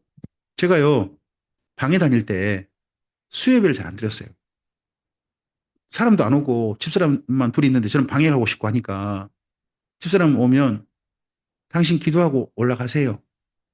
그리고 집사람 올라갈 때까지만 기다리면 집사람 되게 그때 상처 많이 받았대요. 그러다가 2000년도 예선 성령을 만나고 와서 수협에 갔는데 여전히 집사람만 그렇게 상처받고 집사람 그 자리에 또 예배당 지하에 있었거든요. 3층에서 지하로 내려오는 겁니다. 그때부터 집사람이 저한테 바룩으로 보이는 겁니다. 나중에 에레미야스 때 말씀드리겠습니다. 그런 사람 보여서 집사람이 그 자리에 앉은 게 너무 고마운 겁니다. 그래서 집사람 한 사람만 놓고 제가 수예배를 정성껏 준비하고 예배를 드리기 시작했습니다. 죄송합니다. 그때부터 예배 드리기 시작했습니다. 한 3년 넘게 둘이만 예배했습니다. 근데 그 기간 동안 집사람이 제가 달라진 걸 알았답니다. 이전에 수요 예배 드릴 때하고 2002년 제가 예사성 다녀오고 난 다음에 제가 수요 예배 드리는 게 전혀 달라졌답니다. 그러니까 저에게 기대를 했대요. 아, 저 사람 뭔가 좀 달라졌나 보다. 그래서 에스라 성경 강좌도 뭐지? 궁금하기 시작했답니다. 사람이 달라지면 최선을 다했을 겁니다. 여기 요나가 저보다 덜 최선 다했을까요? 더 했을 겁니다. 그런데도 꼼짝 안 했을 겁니다. 북이스라엘이. 결국 그러니까 이분의 무덤이 나중에 딴 데 가버린 겁니다. 자, 그래서 하나님은 누구도 사랑하시더라? 이방인과 짐승도 사랑하신다면 이스라엘은요? 말해 못 하시겠습니까? 정말 아내신데 그러다 보니까 요나서의 맨 뒤에 말은 안 해놨습니다만 요나가 깨달은 겁니다. 그래서 깨달은 요나를 뭘로 남긴 겁니까? 이 글 요나서를 남긴 겁니다. 그리고 그분의 무덤이 그분의 뒷그림자로 남아 있습니다. 여기가 요나의 무덤입니다. 여기까지 보면 요나의 슬픈 인생 후기가 보여요. 자기 민족을 하나님보다 덜 사랑했다고 저는 생각하지 않습니다. 요나가 정말 자기 민족을 사랑해서 니느웨도 가고 싶어 하지 않았을 겁니다. 니느웨가 그 당시 아수르라는 나라의 수도잖아요.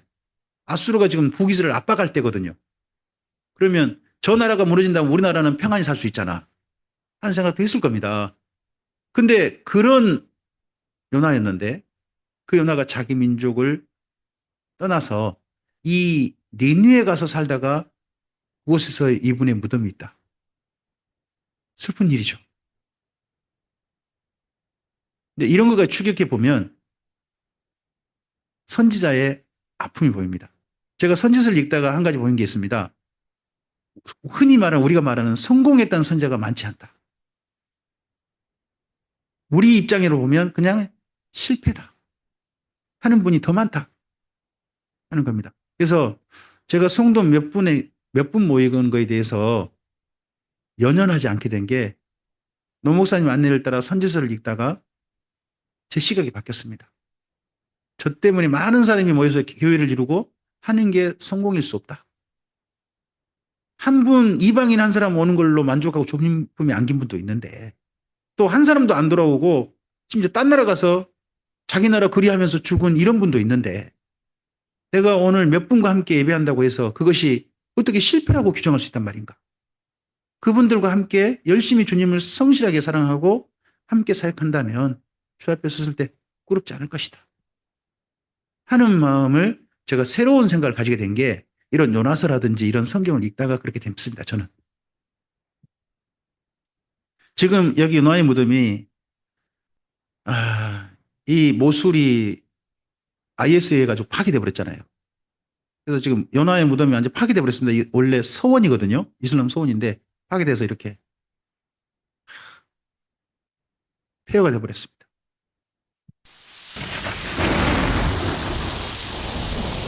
그리고 선지자입니다. 그분이 아모스입니다. 아모스 선지자에게 성경에 처음으로 나온 편이었습니다. 봐 있을진저. 이 표현이 처음 나오는 성경입니다. 처음 나온 성경 이게 있습니다. 밑에 읽어주실까요? 이렇게 하면 들으려나. 밑에 읽어봅시다.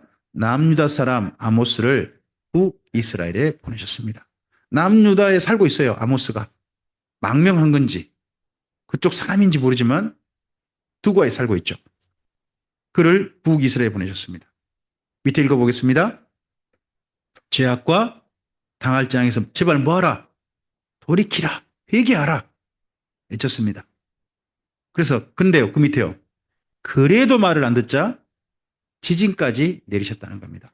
그럼 지진 내리셨을 때 지진이 일어나니까 북이스라엘이 변화됐을까요? 아니면 그래도 꿈쩍하지 않았을까요? 그러면 그러고 난 다음에 연화서가 이 아모스가 쓰인 걸로 보이거든요. 우리 1장 1절 다시 한번 가볼까요? 아모스서 1장 1절 읽어주시겠습니까?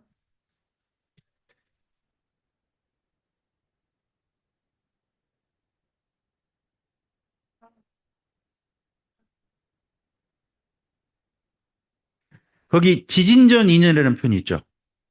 말씀 언제 전했습니까? 지진이 일어나기 2년 전. 그럼 말씀 전하고 2년 후에 무슨 사건이 있어요? 지진이 일어났어요. 그럼 기록은 언제 한 거예요? 지진이 일어나고 난 다음에. 반응을 보니까 전혀 달라진 게 없는 거죠. 그런 기록을 남긴 겁니다. 그러면 아모스서는 아모스는 실패의 기록입니까? 성공의 기록입니까? 이렇게만 놓고 보면 실패의 기록이에요. 이분 사역 열심히 했잖아요. 최선을 다했잖아요. 근데 마음은 뭐냐? 돌이키라는 거예요. 근데 돌이켰다는 돌이키지 않았다. 말씀 전에도 지진을 안 돌아서더라는 거죠. 그러니까 기록을 남겼다는 거예요. 그럼 기록을 남긴 이유는 뭐겠어요? 첫째는 하나님께서 이렇게나 이스라엘 민족을 사랑하시고 제발 달라지길 바라셨다 하는 기록일 거고 또 하나는 뭘까요? 언젠가 후세대 누군가가 이 글을 읽고서 알아먹은 사람이 있을 거라는 거죠. 기대하는 사람이 있었던 거죠. 그 사람이 바로 누구냐? 저예요, 세상에. 여러분이신 거죠. 우리를 겨냥해가지고 이 글을 남기신 거죠. 알아먹길 바라셔서. 자, 아모스를 어떻게 읽을 것인가 할 때요. 이런 부분 한번 참고해 보시죠. 어, 글을 쓴 시기는 언제라고요? 북이스라엘이 정말 잘 나갈 때입니다. 잘 나갈 때. 근데 뭘 선포해요? 제일 잘 나갈 때 화 있을진저를 선포하고 있어요. 그래서 왜 그래요? 세 번째. 예, 이 번영이 뭘로 말미암아 이루어진 탑이에요. 죄악으로 말미암아 이루어진 탑이에요. 번영이. 번영이 어떻게 보면 그 사람들이 건강하게 또는 정의에 의해서 쌓아진 탑이라면 견고한 탑이 되겠죠. 견고한 집터가 되겠죠. 근데 이 올린 게 죄악으로 말미암아 올려지는 거예요. 무너져야 할 것들이라는 거죠. 그러다 보니까 이거에서 멸망을 선포하는 겁니다. 그리고 선지자가 이렇게 말씀 전했더니 반응이 뭡니까? 그래서 처음으로 욕한다 소리 들은 분이 이분입니다. 이 다음에 선지자 여러분이 욕한다 소리 듣습니다. 에레미야도 욕한다 소리 듣고요. 욕한다 소리 여러 번 들었습니다. 지금도 한 분이 욕한다 소리 열심히 듣습니다. 그래도 열심히 뭐라고 하십니다. 저쪽 산청에 가시면 한 분 계세요. 참 그만 좀 말씀하시지. 그러거나 말거나 꼿꼿하게 가지고 이야기하실 것 같습니다. 욕한다 소리 들어 하여튼 뭐 기어이 하시죠. 반응이 이래요, 반응이. 이러면 욕한다고 이렇게 반응 오면 고치지 않겠다는 뜻이죠. 그 다음에요. 그러다 보니까요. 통하지 않습니다. 하나님의 마음이 이스라엘 민족의 마음에 통하지 않습니다. 음. 저도 노 목사님의 그 조금 좀 아쉬워하시는 이야기에 참 공감하는 게 있는데 에스라 성경 강좌를 다녀간 전체 인원이 10만 명이 된대요. 그 가운데 목회자 그럼 얼마나 될까요? 평균적으로 봤을 때 목회자가 30% 정도 거기 신청자로 해가지고 참여하셨대요. 그러면 이제 중복된 분들이 있을 테니까, 중복된 분들이 있을 테니까, 그럼 목회자가 적어도 어느 정도는 다녀갔을 거라고 예상이 돼요? 10,000명 정도일 거라는 거예요. 이제 중복이 되니까 10,000명 정도일 거다. 그럼 10,000명 중에서 에스라 성경 강좌를 따라 설교를 다르게 하고 목회를 다르게 하고 성경을 따라 전반을 새롭게 하신 목사님들이 몇 분이나 될까요? 전국적으로 몇 분이 될지 모르지만 그렇게 정식으로 표방하고 드러낸 분이 100명이 안 된다는 거예요. 그 많은 사람 중에. 교회가 달라지지 않더라. 누가 안 달라지더라. 와서 뭐 좀 설교할 거리 좀 찾아가신 목사님들이 안 달라지시더라. 하는 그런 안타까운 이야기를 하신 게 있습니다. 안 통한다. 하는 이야기 아모스에 들어있습니다. 근데요, 하나님께서는 전 6번째가 중요하다고 봅니다. 그래도 다 해보신다는 거예요. 하나님께서는 최선을 다하십니다. 하나님께서 끝까지 하신다는 건 아닙니다. 제가 근데 성경 읽어보면 하나님 끝까지 사랑하신다. 물론 신약 성경에 이런 표현이 있습니다. 자기 사람을 끝까지 사랑하신다. 예수님께서 이런 말씀하시죠. 예수님이 사랑하신 자기 사람들을 끝까지, 자기 사람들을 끝까지 사랑하셨다. 이 부분은 정확한 것 같습니다. 그런데 이 세상, 심지어 죄인들을 끝까지 사랑하신다? 저는 그건 아니라고 봅니다. 그건 아니라고 봅니다. 그럼에도 불구하고 그 죄인들에게마저도 최선을 다하신 분이 주님이시라고 봅니다. 다 해보신다는 겁니다. 다 해보신다. 이렇게도 해보시고 저렇게도 해보시고 다 해보셔서 제발 알아듣기를 원하신다는 거죠. 그래서 언젠가 주님 앞에 섰을 때 한 사람도 주님 앞에서 저는 억울합니다 이야기할 사람이 없게 만드실 것이다. 그런 이야기에 저는 공감합니다. 그리고 아모스서가 원하는 세상을 이렇게 표현합니다. 가운데 읽어볼까요? 정의를 물같이 공의를 같이. 이런 세상이 나라의 기본 바탕이어야 한다 하는 걸 이야기합니다. 아모스 선지자는 이야기를 재밌게 합니다. 타겟은 누구를 하냐? 북이스라엘 합니다. 근데 북이스라엘에게 먼저 겨냥하지 않습니다. 여러분 혹시 낚시 아십니까? 낚시 좋아하십니까? 네. 조홍현 집사님은 역시 참 즐기신 게 많습니다. 낚시. 또 다른 분 혹시 낚시 좋아하시는 분 없습니까? 혹시 낚시에 떡밥이라고 아십니까? 떡밥 던지면 물고기를 잡아 올립니까? 떡밥을 물고기를 모으는 겁니까? 모으는 용도로 떡밥을 던지죠. 그러면서 그 떡밥 가운데 뭐도 끼워 넣는 거예요? 미끼도 끼워 넣어서 이거 물어라 하는 거잖아요. 그런 거잖아요. 여기 아모스 선지자의 1장의 말씀 보면 낚시요법이, 낚시 방법이 아주 정확하게 들어가 있습니다. 떡밥을 잔뜩 던집니다. 모여라, 모여라. 이걸 많이 모이면 그때 제대로 딱 투척하는 겁니다. 이거 물어라. 하는데, 볼까요? 먼저 북이스라엘에 가가지고요. 다메섹하고 가자가 곧 망한다고 얘기합니다. 근데 이 말이 북이스라엘 사람들한테 상당히 딱 들어왔을 겁니다. 왜냐하면 다메섹이 북이스라엘 그 정복된 상태예요. 하맛 어기까지 북이스라엘이 지금 다스리고 있거든요. 그럼 다메섹이 지금 어느 나라의 영향력 아래 들어와 버린 거예요? 북이스라엘 영향이 들어왔어요. 근데 저 밑에 가자는 남유다 밑에예요. 그럼 어디를 먹어야 여기까지 갈 수 있을까요? 남유다 먹어야 가세요. 근데 북이스라엘 갔다면 어디까지 갈 수 있다? 다메섹도 먹었다면 어디도 먹을 수 있다. 가자도 먹을 수 있다. 하는 그런 자신감이 있었을 때입니다. 그럼 북이스라엘 사람들이 저 말이 옳지. 우리나라 바로 그런 나라지.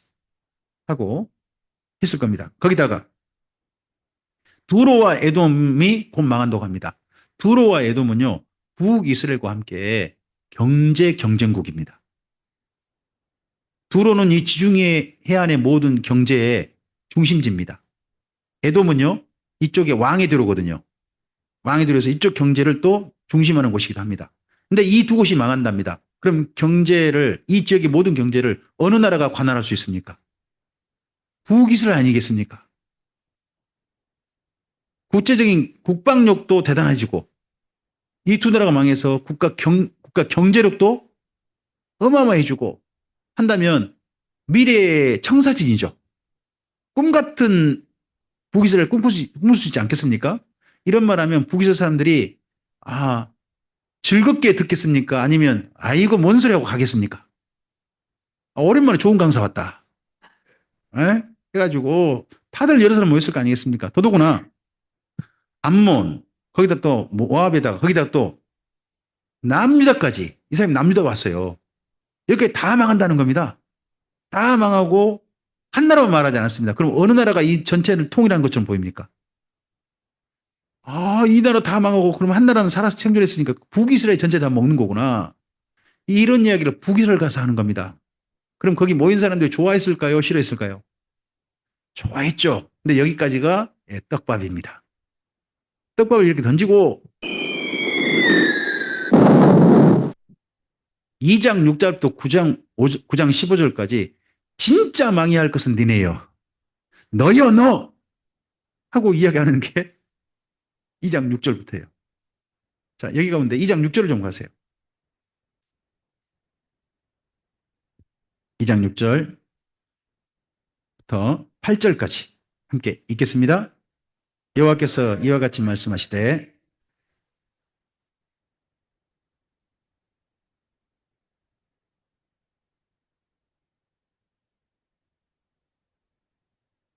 힘없는 자의 머리를 티끌 먼지 속에 발로 밟고 연약한 자의 길을 굽게 하며 아버지와 아들이 한 젊은 여인에게 다녀서 모든 제단 옆에서 전당 잡은 옷 위에 누우며 그들의 신전에서 벌금으로 얻은 포도주를 여기 6절부터 8절이요. 이후에 나오는 모든 북이스라엘 제약의 요약상이에요. 첫 번째가 무슨 죄인가요?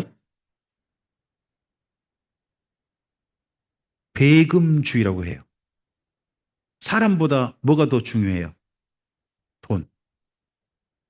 심지어 가난한 자를 신한킬레 값으로 받고 판다. 뭐 이걸 요즘식으로 말하면 임금을 얼마로 주는 거예요? 신한킬레 값만큼 임금을 주는 거예요. 우리나라에서 개성공단을 운영할 때에 우리나라에서 파는 신한킬레 값으로 북한 노동자에게 임금 제공했다 제가 알고 있어요. 그 다음에 7절에 어떤 일을 또 벌입니까? 약자 핍박. 약자들을 말 못하게 하는 거죠. 약자는 약자대로 살아. 개돼지가 뭔 말이여. 이런 식의 생각이 이들에게 있는 거죠. 그리고 그 다음에요. 아버지와 아들이 한 젊은이, 그럼 나라가 전체가 뭐가 그냥 성타락이죠. 성윤리가 완전 파괴된. 그런 나라가 이 나라였고. 거기다 8절. 온갖 우상을 즐기는 거죠. 거기 보면 재밌는 표현인데 그들의 신전이라는 말이 있는데 혹시 보십니까? 그들의 신전이 뭐예요? 하나님의 신전이 아니에요. 그들의 신전. 지네들이 좋아하는 신전. 여기저기 찾아가는 거죠. 골라 골라. 요즘 우리나라에서는 먹거리 고르죠. 놀러 갈 때 고르죠. 이 당시 북이스라엘은요. 놀러 갈 때 먹거리 고르는 게 아니라 좋아하는 신전 골라서 갑니다. 근데 골라서 가는데 그들이 바치는 신한테 바치는 그 예물이 뭡니까? 전당 잡은 옷과 벌금으로 얻은 포도주입니다. 그럼 이거 다 누구한테 뺏은 겁니까? 그렇습니다. 그런 사람 뺏은 거 가지고 자기들 유희, 종교 유희를 즐기는 거죠. 그런 나라가 어떤 나라? 북이스라엘이라는 겁니다. 이 이야기를 이 다음에 좀 더 확장해서 이야기하고 있는 겁니다. 그래서 북이스라엘 이야기 읽으실 때 꼭 밑줄 긋고 읽으셔야 될 때가 여기 6절부터 8절 여기 대한 건 기억하시고 읽으셨으면 좋겠습니다. 자, 앞을 보실까요? 이런 북이스라엘을 저는 애증하셨다고 표현해 봤습니다. 애증. 애증이 뭐죠? 애정하는데 증오하신다는 겁니다. 집사람이 저를 향한 마음일 것 비슷할 것 같긴 합니다. 네. 여러분 밑에 읽어보시겠습니까? 이스라엘 자손들아 여호와께서 너희에 대하여 이르시는 이 말씀을 들으라. 애굽 땅에서 인도하여 올리신 모든 민족에 대하여 이르시기를 내가 땅의 모든 민족 중에 너희만을 알았나니 그러므로 내가 너희 모든 죄악을 나 너만 알았다 야 너밖에 모르고 살았다. 근데 네가 나한테 이렇게 해야 네 죄악 이제 너한테 내가 갚아줄 거야. 이러신 이야기잖아요. 그러니까 사랑과 보복이 함께 있는 뭐예요? 드라마 제목 같네요. 그런 표현이 있습니다. 그다음 마침내 하나님께서 유기하십니다. 내버려 두셨다는 거예요. 그래 니네 마음대로 살아라 하신 이야기가 있습니다. 읽어볼까요? 너희는 길갈에 가서 죄를 더하며 아침마다 너희 희생을 3일마다 너희 11조를 드리며 누룩 넣은 것을 불살라 순제로 드리며 낙헌제를 소리내어 선포하려무라. 이스라엘 자손들아, 이것이 너희가 기뻐하는 바니라. 주 여호와의 말씀. 그래, 종교놀이 마음껏 해. 마음껏 종교놀이 해. 나는 구원받았다고 소리치고, 그리고 너희 즐겨. 이것이 다 신이 우리한테 준 복이다 라고 즐겨. 그러다가 지옥 가 하는 거죠. 그렇게 즐겨. 더 이상 말하지 않겠다는 거죠. 이런 걸 보고 뭐라고 하냐, 내버려 두심.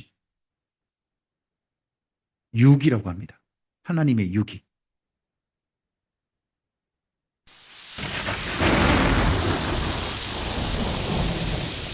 그러면서 북이스라엘에 두 번의 화 있을진저가 선포됩니다. 먼저 5장 18절 말씀 읽어볼까요?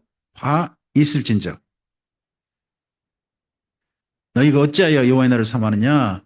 그날은 어둠이요. 이들이 말한 여호와의 날이란 이제 우리 다메섹도 정복했으니까 이 주변도 정복 다 하자. 그날이 옛날 다윗의 날, 여호와의 날이다.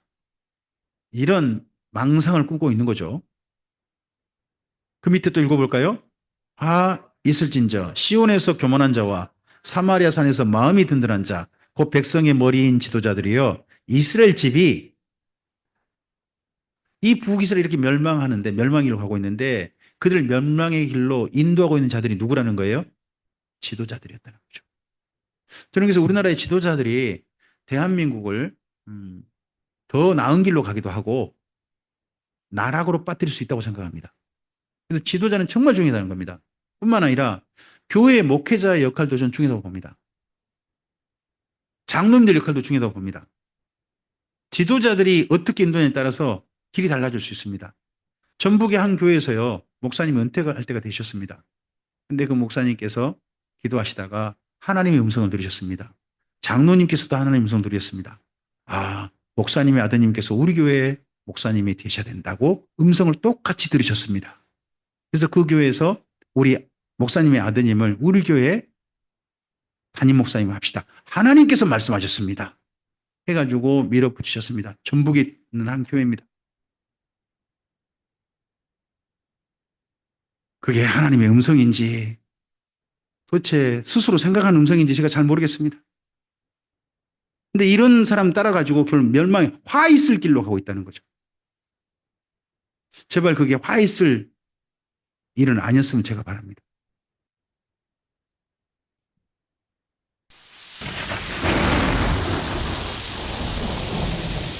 아모스서는 북이스라엘 종교 행태에 대해서 좋아한다는 이야기 하나도 없습니다.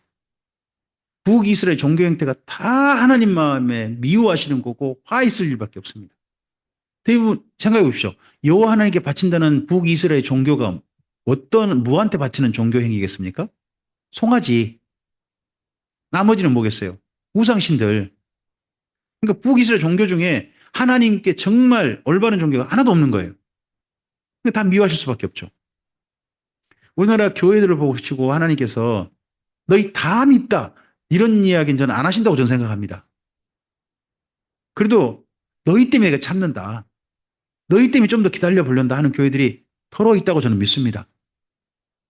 그런 교회들이 있기에 주님께서 지금도 참고 계시고 대한민국에 그래도 이 위기에 초긴장 속에는 이 정세 속에서도 대한민국의 평화가 여전히 저는 유지되고 있다고 저는 믿습니다. 이러할 때 미워하시는 길이 아니라 주님께서 정말 기뻐하시는 길로 우리의 걸음이 좀 바뀌었으면 좋겠다 하는 것이 우리가 이런 아모스서를 읽는 이유가 될 것입니다. 그럼에도 불구하고 하나님께서는요, 북이스라엘을 붙잡습니다. 제발 손을 내미십니다. 읽어볼까요? 여호와께서 너희는 나를 찾으라.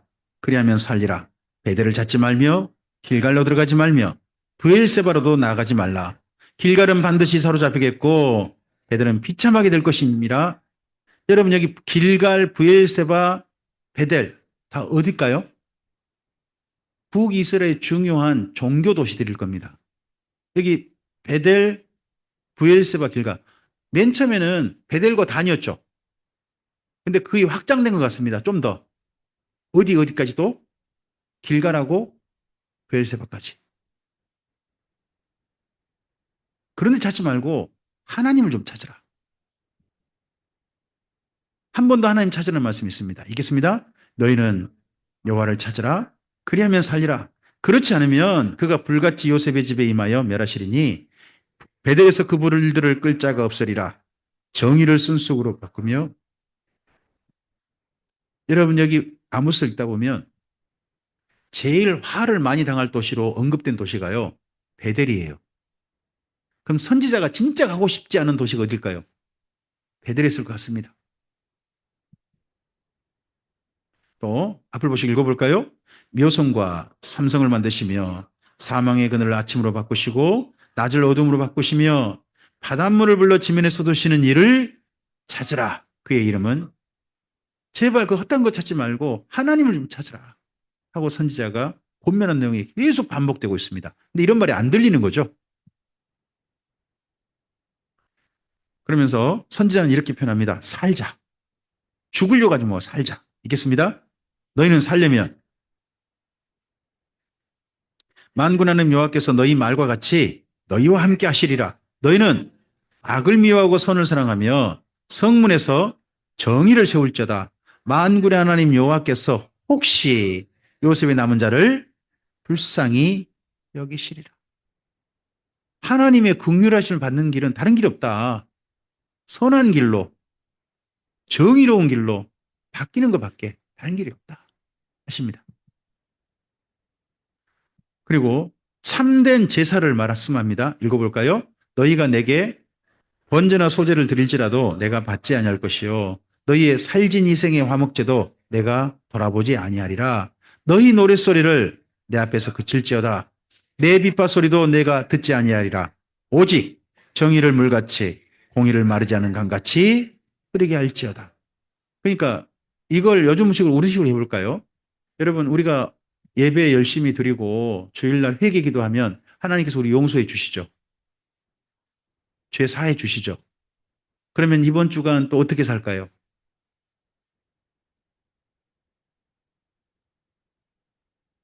열심히 또 마음껏 살다가 정의와 공에 상관없이 살다가 또 주일날 와서 예배 열심히 드리고 하나님께 지난 한 주간 우리 모든 죄를 용서해 주십사 하면 하나님께 또 우리를 용서해 주시는 거죠.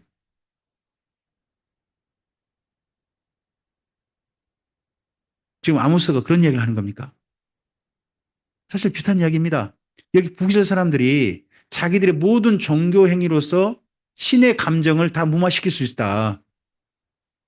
자기 땅에서 정의 공의 상관없이 살아도 종교 행위를 열심히 하면 누가 다 우리를 용서해 주고 너 그렇게 보실 것이다. 신이 하는 식의 생각을 가지고 있다는 거 아닙니까? 제발 그런 것 좀 그만하고 진짜 해야 될 똑바로 좀 해라 하는 말씀이 여기 말씀에 있습니다. 또 읽어볼까요? 그날에 내가 다윗의 무너진 장막을 일으키고 그것들의 틈을 막으며 그 허물어진 것을 일으켜서 옛적과 같이 세우고 그들이 에돔의 남은 자와 내 이름을 일컫는 만국을 기업으로 얻게 하리라. 이 일을 행하시는 여호와의 이런 이스라엘인데요. 이 이스라엘 데리고 다시 일하시겠다는 하나님이세요. 이런 하나님이시니까 우리가 용기를 내는 겁니다. 이 아모스를 어떻게 읽을 것인가 할 때요. 전체 내용 구성을 보면 우리가 읽어볼 만한 게 있어요. 첫째, 1장부터 5장, 6장까지는요. 들으라예요. 그리고 7장부터 9장까지는요. 본거예요. 하나님께 보여주세요. 그러니까 이분의 지난 사역을 정리할 때 앞에 전반부는 어떤 걸 모아서 기록을 했어요? 하나님께 들려주셔서 말씀 전하게 한 거 있잖아요. 그것만 딱 모은 거예요. 뒤에는 뭘 정리한 거예요? 자기한테 보여주신 거. 이런 걸 한 거예요. 한번 7장부터 한번 가보시겠습니까? 7장 첫머리 아모스서 7장 첫머리 1절 보시면 주 여호와께서 내게 보이신 것이 이러하다. 4절 보시면 주 여호와께서 내게 보이신 것이 이러하다. 그리고 7절요. 또 내게 보이신 것이 이러하다 합니다. 8장 1절 주 여호와께서 내게 이와 같이 보이셨다. 그 다음에 9장 1절이요. 내가 보니 이렇게 말합니다. 그러면서 미래도요. 미래 사건도 이렇게 표현합니다. 거기 9절 9장 9절 뭐라고 합니까? 보라. 그래서 뒷부분은 주로 어떤 표현을 많이 타고요? 보게 하는 겁니다. 보게 하는 거. 근데 6장까지는 뭐예요? 들으라예요. 하나님께서 말씀하셨다. 귀 기울여 들으라 하는 걸로 씁니다. 그래서 그런 또 어떻게 이분의 정리 방법도 있다는 것도 생각하시고 읽어보시면 좋을 것 같습니다. 네. 그리고 여러분 이게 참 언어 유희인데요. 아모스, 아마샤 7장에 보면 두 선지자가 나옵니다. 한 사람은 베델 선지자고요. 한 사람은 하나님 보내신 두고와 선지자죠. 이름이 근데 아모스, 아마샤예요. 이름이 같은 거에 틀린 거예요? 같아요, 같아. 다른 게 아니에요. 같으니 발음만 좀 다르게 한 것뿐이에요. 예. 근데 한 사람은 참이고 한 사람은 거짓인 거예요. 마치 꼭 동명이인 이렇게 읽으신 데가 여기에요. 이것도 슬프죠. 자, 그리고 한 권 더 보시고 오십시다. 호세아서입니다. 북이스라엘 마지막 선지자. 호세아서 그러면 호소가 떠오르죠. 호소. 그래서 마지막 호소라고도 할 수 있습니다. 북이스라엘 마지막 선지자고요. 이분은 하나님께 보냄받았는데 어디를 보냄받느냐? 가정으로 가라는 거예요. 이분은 가정으로 가라. 가정에서 경험한 걸 바탕으로 그다음 사역하라는 겁니다. 그래서 이분의 사역은요. 먼저 하나님께 보내가지고 세상을 향해 선포하는 게 아닙니다. 먼저 어디서 경험해라. 가정에서 경험하고 그 경험한 걸 바탕으로 이스라엘 민족에 가라 하시는 겁니다. 우리의 선 경험이요. 어떤 사역에 중요한 도구가 될 때가 있습니다. 저는 신천지 피해자 모임의 한때 대표였습니다. 신천지에 우리 교회 성도였던 분이 한 분이 신천지 갔습니다. 그분이 지금도 가끔씩 연락하고요. 만나기도 합니다. 신천지인들 한 50명을 관리하는 사람입니다. 나보다 더 성도가 많아요. 가까이 삽니다. 만날 때마다 그런 얘기 합니다. 돌아오실 날만 기다리고 있습니다. 저는 그렇게 합니다. 근데 그 경험 덕분에 제가 에스라 성경강좌 갔습니다. 그분 덕분에. 저의 경험이 그런 경험이고 그러다 보니까 신천지 피해를 입으신 분들의 삶에 대해서는 저는 남일 같지 않습니다. 저한테 상담이 오고 나시면 제가 기꺼이 만나고 또 좋은 만남의 길로 좀 도와드리기도 하고 안내도 하고 그런 것도 합니다. 요즘은 제가 그 사역을 거의 멈춰 있어서 별로 안 씁니다만 그래도 저한테 어떤 문의가 오면 성심껏 답변할 수밖에 없습니다. 왜요? 제게 그런 분에 대한 마음이 여전히 있으니까요. 선 경험이요. 어떤 사역으로 이끄는 것들이 있습니다. 선 경험이. 여러분도 가정에서 먼저 선 경험이 있습니다. 그게 이분의 사역을 같습니다. 근데 가정 경험이 뭐냐? 너무나도 아프고 슬픈 경험입니다. 이분의 경험이. 근데 아픔과 슬픈 경험이 하나님의 마음을 배우는 기회가 됐습니다. 그래서 그런 자기가 공감되는 하나님을 전하는 모든 계기를 가정에서 배운 겁니다. 이분이. 자, 밑에 한번 읽어보실까요? 그의 간절한 호소는 하나님을 알자였다. 그런데 이를 깨달은 자는 여기 호세아서예요. 지혜 있는 자는 깨달으라는 표현이 두 번 나와요. 중간에 한 번 있고 맨 끝에 한 번 있거든요. 근데 깨달은 자가 없어 보입니다. 깨달았다면 북이스라엘 안 망했겠죠. 깨닫지 못했으니까 망했겠죠. 한번 호세아서 14장 9절 보시겠습니까?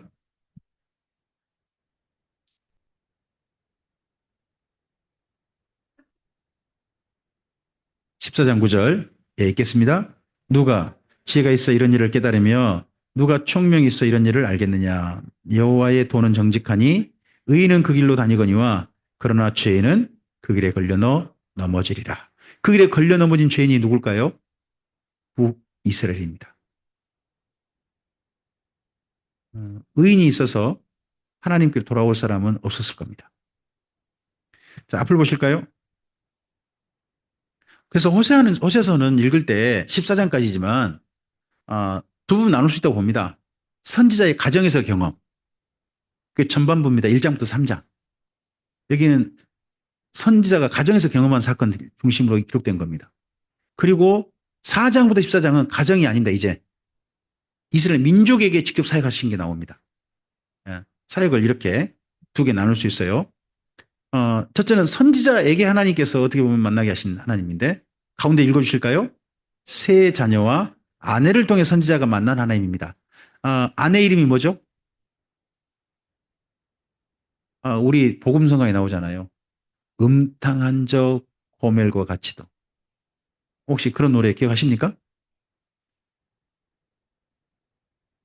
음탕한 저 고멜과 같이도 이런 노래 있었는데 아, 참 찬송을 춤은 안 추더라도 찬송은 열심히 좀 부르셨어야지. 그리고 아까 저 권사님 저 춤출 수 있냐고 물어보셨잖아요. 시편 149편, 150편에 보시면요. 춤춤의 찬양으로 나옵니다. 춤춤의 찬양으로 나옵니다. 근데 그 춤이 어떤 춤일지는 저도 잘 모르겠습니다. 근데 춤춤의 찬양은 춤을 뭐 아예 거절하거나 그런 건 아닌 거 보입니다. 물론 그게 바벨론 포로기 때 이후에 형성된 걸로 보입니다. 하지만 춤춤의 찬양은 허용된 거 있습니다. 예. 그리고 고멜이란 여인은 그러면 어떤 여인이었냐? 음탕하다 그러잖아요. 근데 여기 호셋을 읽어보면요. 둘 중 하나로 보통 보거든요. 하나는 이분이 신전창녀라고 주장하는 분들이 있습니다. 많은 분이 그렇게 주장을 해요. 신전창녀다. 근데 저는 고멜이라는 여자는 일반 이스라엘 민족의 신앙에 열심히 있는 북이스라엘 여자일 가능성이 높다고 봅니다. 그냥 일반 여자였을 것이다. 저는 그렇게 봐요. 근데 다 고멜같이 그렇게 사는 게 일반적이었을 것이다. 하고 저는 그런 생각을 좀 가지고 있습니다.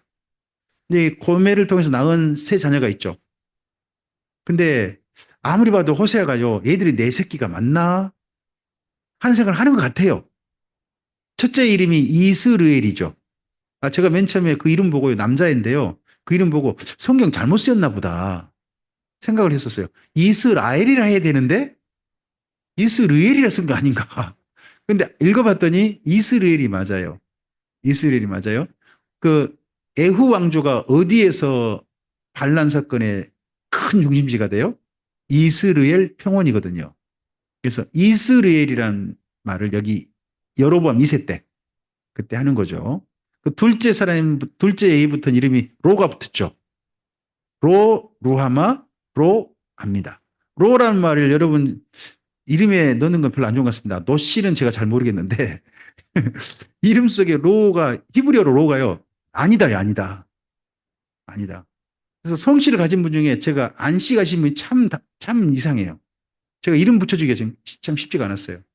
저한테 이름을 이제 지어달라고 해가지고 안씨성 가지신 우리 집사님 따님을 태어났는데 제가 평소 어떤 단어에 필이 꽂혔었냐 그러면 행복 있잖아요. 행복이란 말이 참 제가 너는 행복하게 살아라. 근데 성씨를 붙여놓으니까 이름이 이상한 거예요.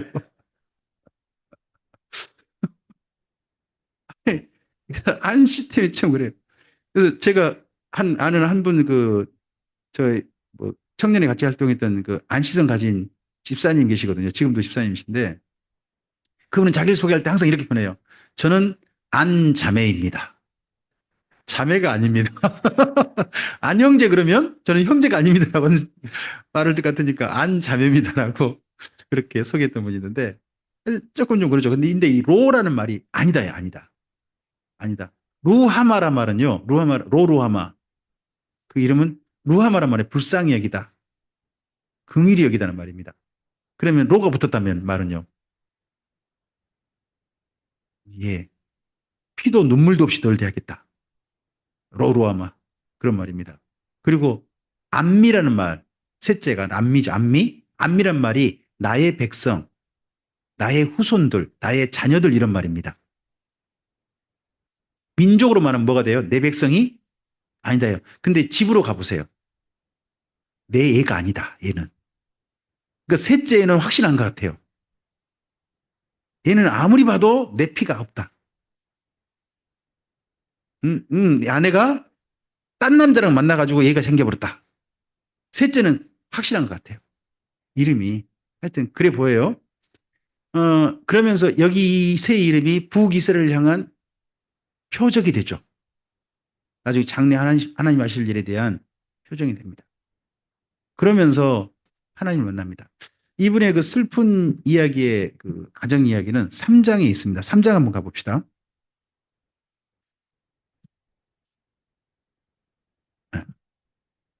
3장 1절부터 좀 읽겠습니다. 여호와께서 내게 이르시되 나가 누굽니까? 호세아입니다. 계속요. 이스라엘 자손이 다른 신을 섬기고 건포도 과자를 즐길지라도 여호와께서 그를 사랑하나니 너는 또 가서 타인의 사랑을 받아 음녀가 된 그 여자를 타인의 사랑을 이미 받아서 음녀가 됐대요. 근데 그 여자를 사랑, 이 여자가 누구예요? 자기 아내인 거죠. 아내가 지금 바람나서 딴짓 같다는 이야기죠. 그러니까 그 여인을 사랑하라 하기로. 그 다음요. 내가 은 15개와 보리 한 우물 반으로 나를 위하여 그를 샀어요. 그리고요. 그에게 이르기를 너는 많은 날 동안 나와 함께 지내고 음행하지 말며 다른 남자를 따르지 말라. 나도 내게 그리하리라 하였노라. 지금까지 바람요 호세아는 한 번도 피운 적 없어요. 근데 자기 아내에게 이제 바람 피지 말고 나랑 같이 삽시다. 아내를 돌리면서 심지어 뭐를 지불했어요? 자기 아내잖아요. 자기 아내인데 아내를 돌리면 뭘 지불했어요? 위자료를 냈다니까요. 그 사람한테. 그러고 자기 아내를 데려왔어요. 여러분 이걸 보고 뭐라 그래요? 자기 건데 값을 지불하고 다시 찾아온 걸 보고 뭐라 그래요? 대속이라 그럽니다. 그래서 이 사건이 나중에 하나님께서 예수님을 지불하시고 우리를 사오신 사건의 구약의 한 그림자가 됩니다. 자, 이러면서요. 호세아가 뭘 배운 거예요? 뭘 깨달은 거예요? 이 내 아내와 같은 이스라엘을 누가 이렇게 사랑하신다? 하나님이 사랑하신다. 심지어 하나님이 어떤 마음이시다? 돈을 지불이라고도 해서 혹시나 내 아내를 내게로 품으로 안을 수 있다면 난 그렇게 하고 싶다. 그런 하나님을 이때 배운 거예요. 경험한 거예요. 이런 하나님이시라면 지금이라도 하나님께 돌아갑시다, 우리. 제발 하나님 만납시다. 하는 이야기로 나아가게 되는 계기가 된 거죠, 이 사건이. 그래서 4장부터 1절에 보시면 누구를 향해 이제 말씀 전해요. 이스라엘 자손아. 선지자가 이스라엘 자손아. 이런 경험 후에 이스라엘 자손아라고 이야기해 가는 게 보입니다. 앞을 보실까요?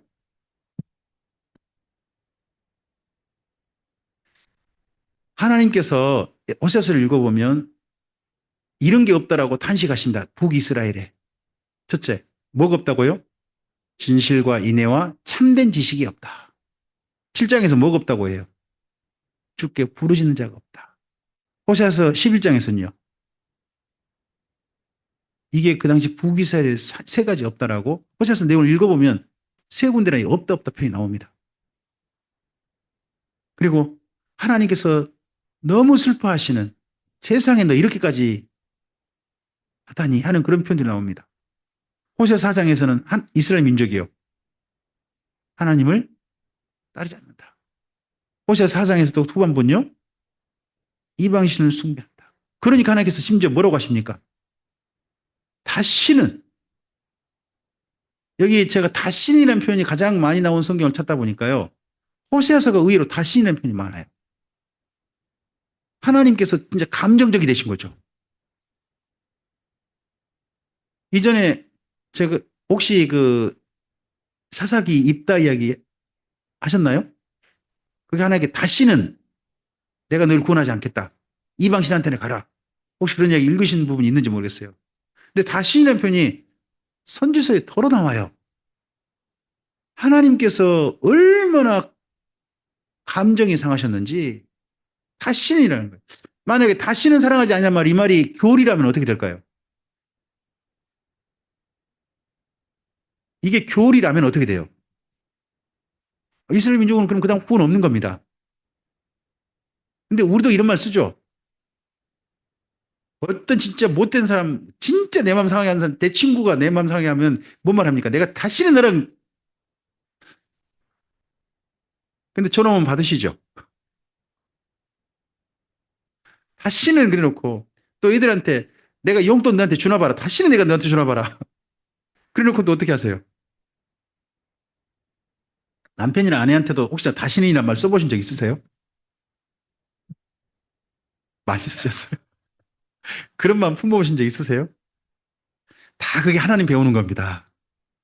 그 다시는의 원조가 제가 봐서는 하나님이라고 봅니다. 성경에서 더러 자주 쓰시더라고요. 어. 참 이게 슬픈 이야기인데 민족이 이렇게 합니다. 그러면서 하나님께서 아모스에 선포하셨죠. 화 있을진저. 여기 이어서 호세아서에서도 화 있을진저가 선포됩니다. 앞에 아모스에서 유기가 있었죠. 그래, 니네 마음대로 종교놀이 하다가 너 그렇게 살다 가. 그런 얘기 있었잖아요. 여기 호세아서도 무슨 얘기 있다고요? 내버려둬라. 그래, 버려둬라. 네 마음대로 해라. 하는 얘기 있습니다. 그러니까요, 여러분 어떤 악한 일을 한 사람이 악한 일을 열심히 하면서 잘 살고 있는 사람 있지 않습니까? 그럼 그런 사람 그렇게 생각하십시오. 아, 저 사람 하나님 버렸다 저거. 버려버렸다 저거. 돌아오길 아예 원하시는 게 아닌가 보다. 너 그렇게 살다가 넌 그렇게 살 지옥 가라. 그런 사람이구나. 그렇게 생각하시는 게 차라리 나아요. 근데 삶이 여러 가지 힘들고 어렵고 자꾸 조금 딴짓 하려고 그러면 자꾸 길이 막히고 한 사람도 있잖아요. 그러면 그런 생각하세요. 아, 하나님 저 사람 진짜 사랑한가 보다. 제발 너는 나한테 돌아오라는 사람인가 보구나. 그렇게 생각할 수 있죠. 그나마 하나님께서 때리시면 하나님께서 내버려 주신 건 아니잖아요. 그렇죠? 그 다음에 그런 북이스라엘에 뭐가 선포됩니까? 아, 있을진저. 그리고 마침내 북이스라엘이 이렇게 선포돼 버립니다. 여러분 패망 아직 안 했습니다. 근데 과거형으로 쓰여버렸습니다. 여기 이스라엘이 독특한 표현 방법이 있는데요. 아직 안 일어난 일인데 이미 일어난 것처럼 쓰고 있는 것은 확실하게 반드시 일어날 일이랍니다. 뭐 구약 성경도 이런 표현이 있습니다. 그 바벨론 멸망에 대해서 망하였도다, 망하였도다, 큰 성 바벨론이요. 아직 안 망했어요. 근데 이미 망하였도다, 망하였도 선포해버려요. 여기 북이스라엘에 대해서도요. 여기 호세아서에서 이미 패망하였다. 과거형으로 써버리고 있어요. 확실할 거라고 하죠, 이게. 그런데 이런 북이스라엘요, 그럼 망했으면 그대로 그래 망하다가 넌 지옥 가 하고 끝내시느냐? 그게 아니시더라는 거예요. 이런 편들을 만날 때마다 이것 때문에 용기를 우리가 얻고 하나님 품에 또 안기는 것 같아요. 전 여기 호시아서 11장 읽다가 사실 저는 많이 울었어요. 11장에. 그 앞서서 호시아 11장 여기 전반부 보면요. 이스라엘이 하나님한테 어떻게 못된 행동 많이 했는지가 다 쓰여 있어요. 근데 후반부에 간데 하나님께서 뭐라고 하시냐 그러면 내가 너를 어찌 버리겠단 말이냐. 이런 너라 할지라도 내가 어찌 버린단 말이냐. 이런 표현이 있는 거예요. 그때 저 그 말씀 읽을 때마다 만날 때마다 방에서 그렇게 하나님 떠나고자 했던 저를 버리지 못하신 하나님이 생각나서 많이 울었어요. 그래서 가끔씩 가다가 저한테 그런 분이 주변 이야기할 때 공감했죠. PC방에서 건진 목사가 있다. 예. 하나님께서 어떠신다고 5장에서요. 그래도 기대하십니다. 그리고 11장에서 뭐라고 하십니까? 내가 어찌 너를 버리겠느냐. 그리고 14장에서 뭐라고 하십니까? 기쁘게. 이런 표현들이 이런 보기를 사랑하시는 하나님의 표현들이 이 속에 들어있습니다. 그러니까 이왕이면 선지서를 읽어가면서 전체 내용을 정리하시면 읽다 보면 또 오히려 보이는 것들이 있습니다.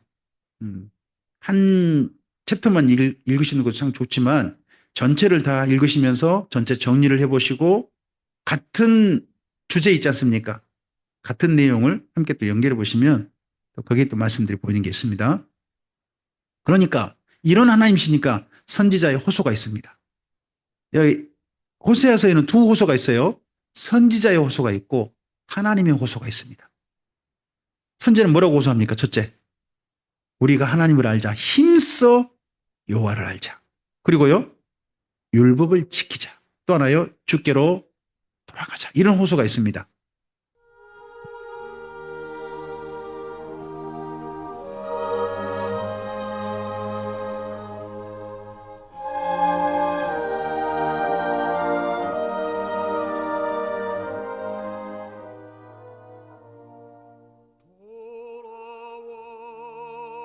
이 그림은 여러분 잘 아시는 그림이죠? 돌아온 탕자라는 제목이기도 하고요. 근데 노 목사님은 이 그림에 대해서 다른 제목으로 우리에게 이야기하셨는데 그게 기다리시는 아버지였어요. 아버지. 어떤 그림이건 간에 이 그림은 렘브란트라는 분이 그린 그림입니다. 어, 큰아들과 작은아들이 그려져 있습니다. 이 어둠 속에서 이 아버지하고 아들이 이렇게 만나는 광경을 못마땅하게 지켜보고 있는 여기 어둠 속에 있는 사람이 큰아들이라고 합니다. 그렇게 그렇고 아버지 옷차림 혹시 보이십니까? 그 당시 최고급 옷차림이라고 합니다. 그리고 아들 옷차림과 신발 상태 혹시 보이십니까? 아들이 지금 어떤 상태란 겁니까? 아주 수면 거렁뱅이 상태가 된 겁니다. 이런 차림 또 머리가 또 어떻게 되세요? 아들 머리 잘 보세요. 깎였죠? 어떤 사람이 깎일까요? 포로나 노예. 그러니까 쥐염 열매 먹을 때가 있잖아요. 거의 노예 상태가 됐다는 뜻이 됩니다. 렘브란트는 그렇게 그린 겁니다.